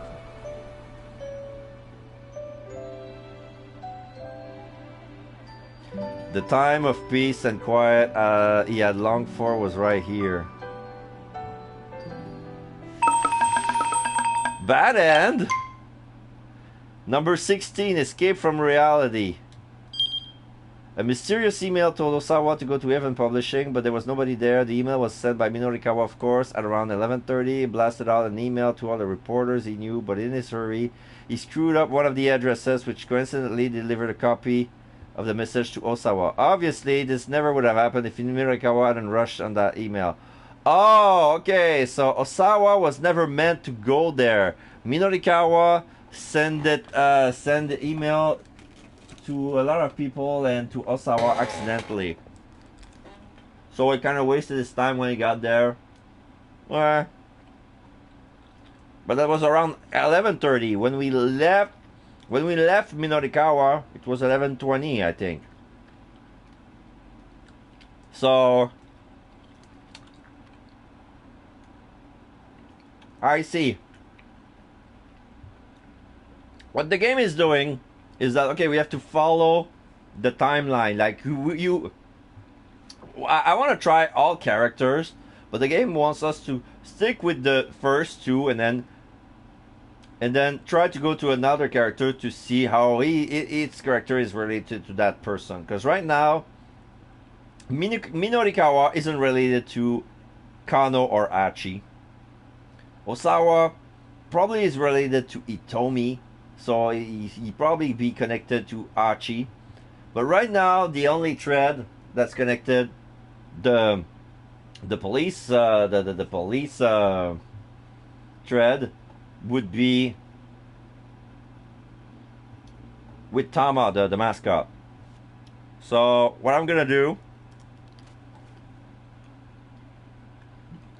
I've been there for 3 hours. I've talking a lot, and I'm kind of tired right now. So I'm gonna do is like, I'm gonna leave 4:28. I'm gonna end it right now. I'm gonna continue 4:28 tomorrow.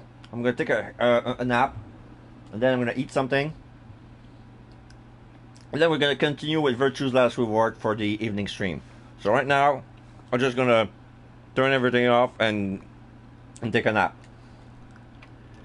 Bad end. I know. But everything is saved, right? Yeah, it's saving right now.